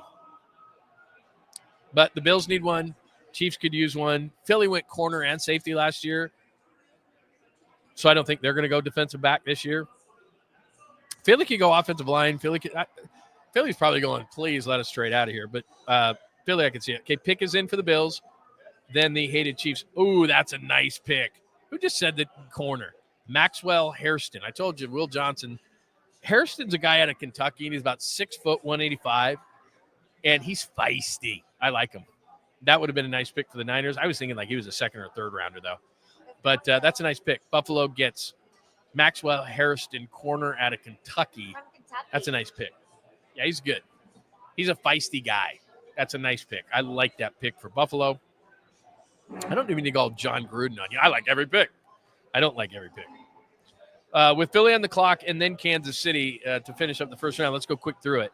Cam Ward, Tennessee Titans, don't like the pick. Travis Hunter, I like it for Jacksonville, and they're going to play him both ways. They move up from 5 to 2, give up next year's first-round pick. They'll say they're going to get 2 players in one. Okay. Abdul Carter, which could mean that they could trade one of their edge rushers, probably Kayvon Thibodeau. Will Campbell, that was a no-brainer for New England to protect Drake May at 4. I love Mason Graham. He goes 5 to the Browns. Ashton Genty, 6 to the Raiders. Armand Membu goes to the Jets. They're going to play him at right tackle. They've got 2 tackles in the last 2 first rounds for them. Tet McMillan, wide receiver, Arizona to Carolina. Bit of a surprise. Kelvin Banks Jr. to the Saints, 10. Colston Loveland, the first tight end off the board. He goes to the Bears at 10. Michael Williams, what do you think? Goes to the Niners at 11. Tyler Booker, 12 to the Cowboys. Kenneth Grant, who I really liked and thought might slide to the second round of the Niners, goes to the Dolphins. Tyler Warren, worst kept secret in the first round. Colts wanted him, got him. Jalen Walker, who I loved, and I'd love the Niners to take him at 11, but I get it. Linebacker, really versatile player, goes 15. We're going to have to deal with Walter Nolan to Arizona at 16. 17, Shamar Stewart. I liked his upside more than Williams, but we'll see. Goes to the Bengals at 17. Grace Zabel from the Trey Lance University, versatile offensive lineman to the Seahawks. Emeka Abuka, the wide receiver out of the Ohio State, to Tampa at 19. Jahdae Barron, the corner out of Texas, corner safety type. Pittsburgh, we thought maybe Shedeur Sanders. Derek Harmon, defensive tackle, Oregon. 22, the Fighting Harbaughs. Marion Hampton, running back, North Carolina. Matthew Golden, Green Bay's got a ton of receivers. Could the Niners get one of those? Donovan Jackson, solid pick, guard, Ohio State. Jackson Dart, bit of a surprise because the Giants trade back into the first round. We thought it was going to be Shedeur. No. Jackson Dart, Mississippi. James Pierce, Atlanta's done a great job in retooling their defensive line. Trade back in with the Rams to 26. Ravens go Malachi Starks at 27, safety out of Georgia. Tyleik Williams, he's a run stuffer, defensive tackle out of Ohio State. Josh Connerly Jr., upside pick for the Commanders. Offensive tackle, Oregon, 29. Bills take Maxwell Hairston, who I like. Nice corner out of Kentucky. And then, what do we have here? Lemon drop bomb, Vegas bomb, and the old-fashioned bomb. Oh, these are bombs? Yeah. You got an old-fashioned one. Is there tequila in this? He put salt on the rim. That might be tequila. No. This is the old-fashioned one. God, that's funky smell. I'll take it in a sec. I'm going to take it in a sec.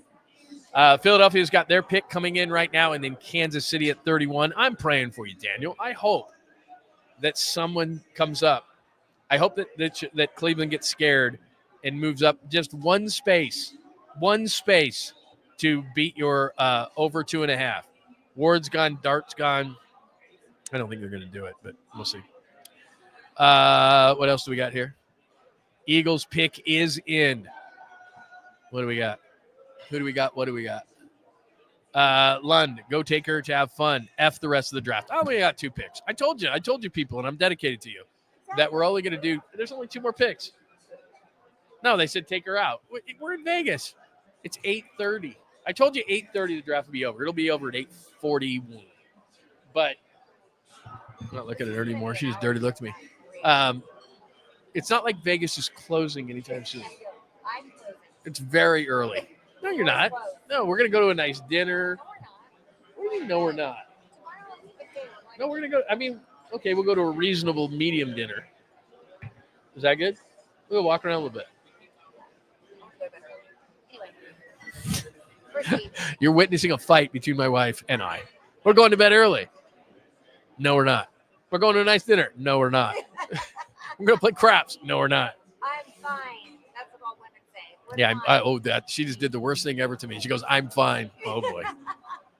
I'm going to go sleep. We're in a hotel room with no couch, but I'm going to sleep on the couch. And I can't sleep on a floor in a hotel room. My God, can you imagine what's been done on that floor in Las Vegas? No chance. You know how many diseases I'll catch by sleeping on our floor tonight? I can't do that. I don't care about bed bugs. That'll be the best of it. Disease. There'll be massive disease. So what's it? All right. What do we got? Oh, what's that? What else do we have going on tonight? Go Raiders. Yeah, I'm in Vegas, man. What do we got? Pick is in. What did the Eagles do? Haven't seen. What are the Eagles doing? We'll have 2 more picks. We'll have 2 more picks, and then I'm out of here. Oh, it's so funny. Everyone's watching you now. Oh, everyone's watching? I'm used to it. You seem like the biggest true serum guy there is. Me? Nah. No, I'll keep it easy. Like I said, that's why Skills a little bit earlier was like, hey, tell us who's coming. Lund's had a couple of drinks. We gotta do a little more. Lund's got a couple of drinks. He's going to tell us everything. We're on your side, Miss Lund. Stop it. Don't take her side. We're friends. I'm with you every day. She's just occasionally here. Don't take her side. I don't know what that means. I just popped it up there because I was trying to move up here with the remote broadcast equipment, and bathtub just popped up. That's the random things. What else do we got? Anything else? Questions, comments, thoughts? When we get to the Kansas City pick, I'm going to quickly get off the air because my wife is here. All right, I chugged that. What is this that he just gave us? Now we've got the mom. Okay, I don't know what this is, everybody, but what happened was we had someone buy us a drink over there that was a fan of the show here in Vegas, random. So we're gonna do And this is supposed to be some sort of a version of the Vegas bomb. Vegas mom. And yours has salt on it, so I'm guaranteeing you there's tequila in that. I'm just telling you, there's tequila in that. I guarantee there's tequila in that. I hope there's not tequila in this. Good stuff. I don't know what that is. Shouldn't have drank it. It wasn't bad. Did that have tequila in it?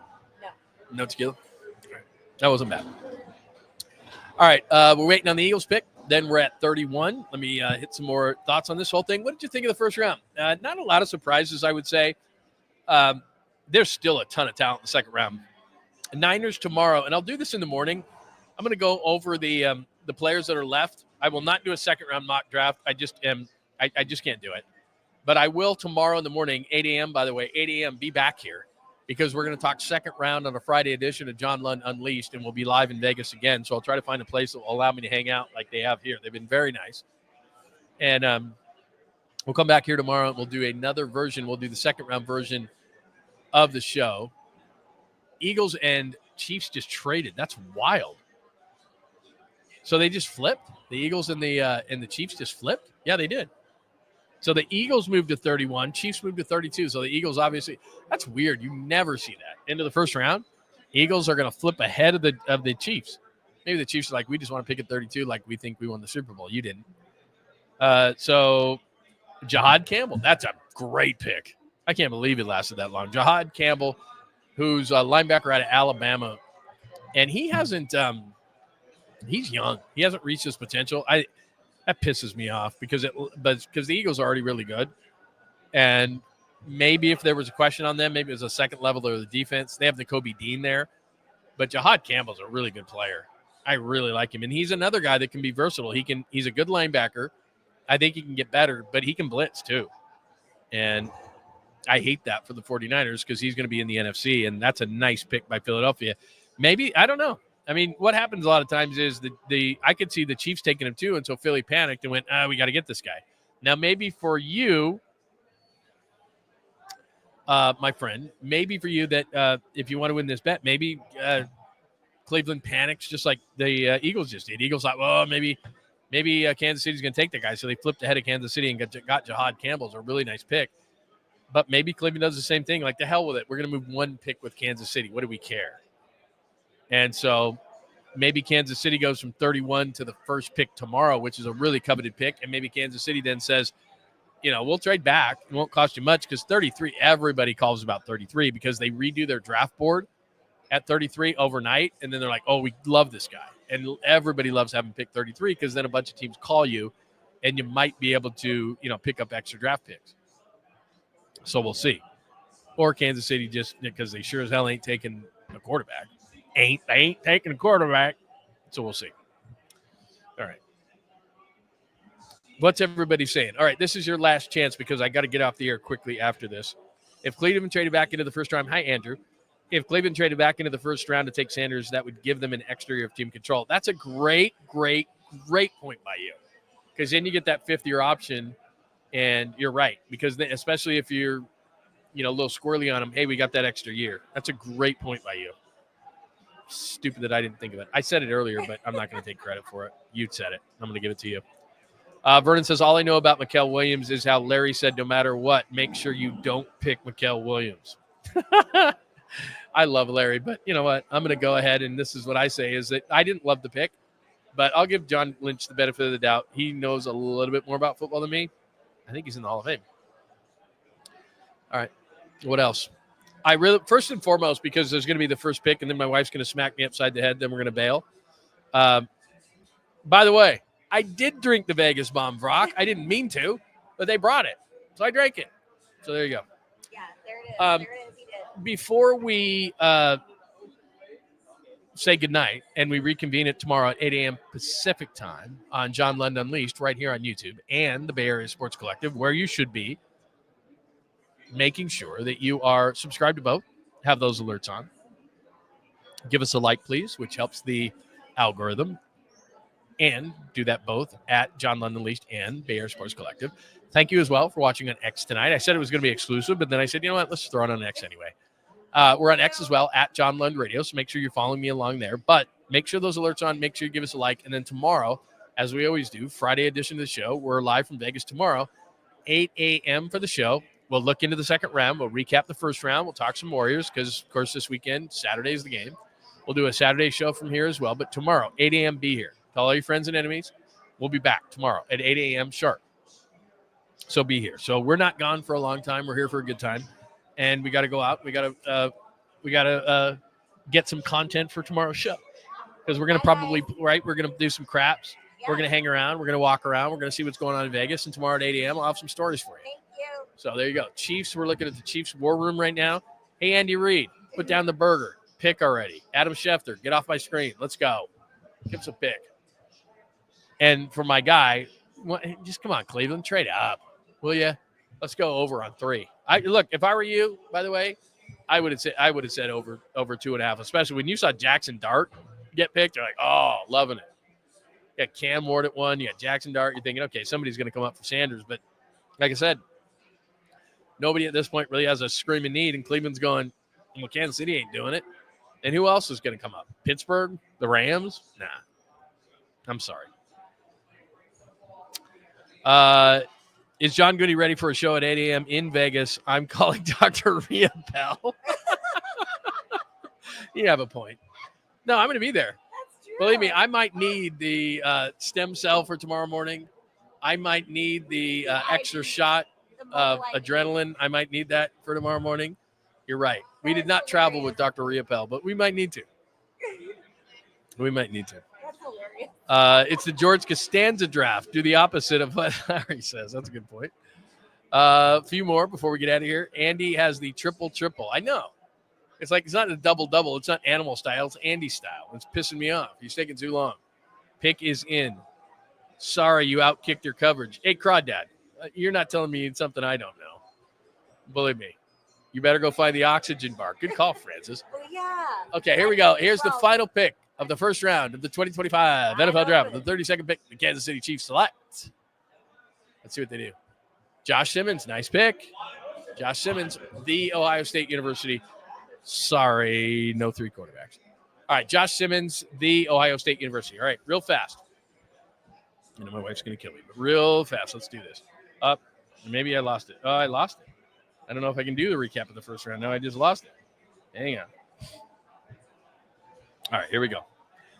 Cam Ward, Tennessee. Travis Hunter, Jags after a trade. Giants, Abdul Carter. Will Campbell, New England. Cleveland Browns, Mason Graham. They had a good draft. Las Vegas Raiders, where we are. Ashton Genty, they were excited. Armand Membu, I was disappointed. He goes to the Jets. I would have liked that for the Niners. Tet McMillan goes to the Carolina Panthers. Kelvin Banks Jr. to Nolans. Chicago, Colston Loveland, tight end, Michigan. Niners, Muel Williams, edge, Georgia.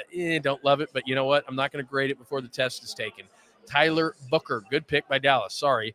Alabama, road grader. Kenneth Grant, loved him. Thought he might slide to the second round. Miami. Tyler Warren, Indianapolis, good pick. Atlanta had maybe the best draft. Jalen Walker, edge, Georgia. They traded back into the first round. I'll tell you about it in a minute. Walter Nolan, we're going to have to deal with him. Arizona. Shamar Stewart, 17 to the Bengals. Gray Zabel, the hated Seahawks. The Trey Lance University. Emeka Egbuka, the wide receiver out of the Ohio State University, and I just trashed his name. Jahdae Barron, the corner out of Texas, versatile, like him. Pittsburgh, thought that's where Sanders would go. Derek Harmon, defensive tackle, Oregon. Omari Hampton, not a real big surprise for the Chargers. Thought they might go receiver for the fight in Harbaugh's. Matthew Golden, they might trade a receiver overnight. He goes to the Packers. Donovan Jackson, the Ohio State to the Vikings. Nice pick. Giants trade in. Thought Sanders? No. Jackson Dart. He goes to the Giants. James Pierce Jr., Atlanta, 2 defensive linemen. Nice job tonight. Malachi Starks, great safety out of Georgia. The Ravens, I hate them. Tylik Williams, just because they get really good players every year. To Detroit, he's going to stuff the run. Washington Commanders, Josh Connolly Jr., thought he might be there for the second round for the Niners. Nice pick. Buffalo Bills, Maxwell Harrison, feisty corner out of Kentucky. Love the pick for Philly. Sorry, Jahad Campbell out of Alabama. And Kansas City, the Chiefs go with Josh Simmons, offensive tackle. Ohio State, remember, he had an injury this year. They've gone tackle the last couple of years. They can't figure out left tackle to protect the blind side of Patrick Mahomes. That is your first round. Thank you for hanging out. Thanks for watching us from Vegas. Here's the deal. Please like, please subscribe. Bay Area Sports Collective and John Lund Unleashed. Thanks for watching on the X at John Lund Radio. You can subscribe there as well. But here's what you do. You hit that like button. You make sure that you've got those alerts on because we're on all times of the day and tomorrow at 8 a.m. Pacific time. So we'll look at the second round. We'll look who's available. Talk more about the Warriors, Giants, all those kind of things. They had another comeback win. And we'll tell you about what we're about ready to do in Vegas. We'll give you some stories because we're going to get wild. We're going to have until 3, 4, 6 in the morning. Probably not sleep. Yeah, we got to give them credit. Oh, Flavortown? Flavortown. Yeah, there's Flavortown. Thanks to Flavortown. Thanks to Guy Fieri. He might be on the show tomorrow because he's hanging around there. Like, we'll bring him over to you. And I'm like, where's he at? So maybe we'll have that tomorrow as well. But thanks so much for hanging out with the intent. I mean, we're almost at 3 hours, and everybody hung out tonight. So really appreciate you guys hanging out. I love you. You know that. Thanks for hanging out. Thanks for watching. Please subscribe. Please like. We'll see you tomorrow at 8 a.m. 8 a.m. sharp. Well, 8:05, 8:10. You know how it works. It's John Lund Unleashed. Make sure you subscribe. Have a great night. Bye from Vegas. We're going to go make some stories because we owe that to you. So we're going to go out on the town, and we'll talk about it in the morning. 8 a.m. sort of sharp with John Lund Unleashed. Thanks for watching the NFL Draft Show 2025, only here with John Lund Unleashed.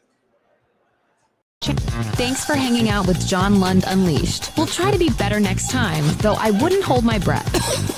Please like and subscribe on the John Lund Unleashed Pod YouTube channel. Watch live shows weekdays at 8 a.m. on YouTube, Instagram, and X. And make sure to have your alerts on for shows throughout the day or night. All Things Lund can be found at johnlundunleashed.com. johnlundunleashed.com. Goodbye!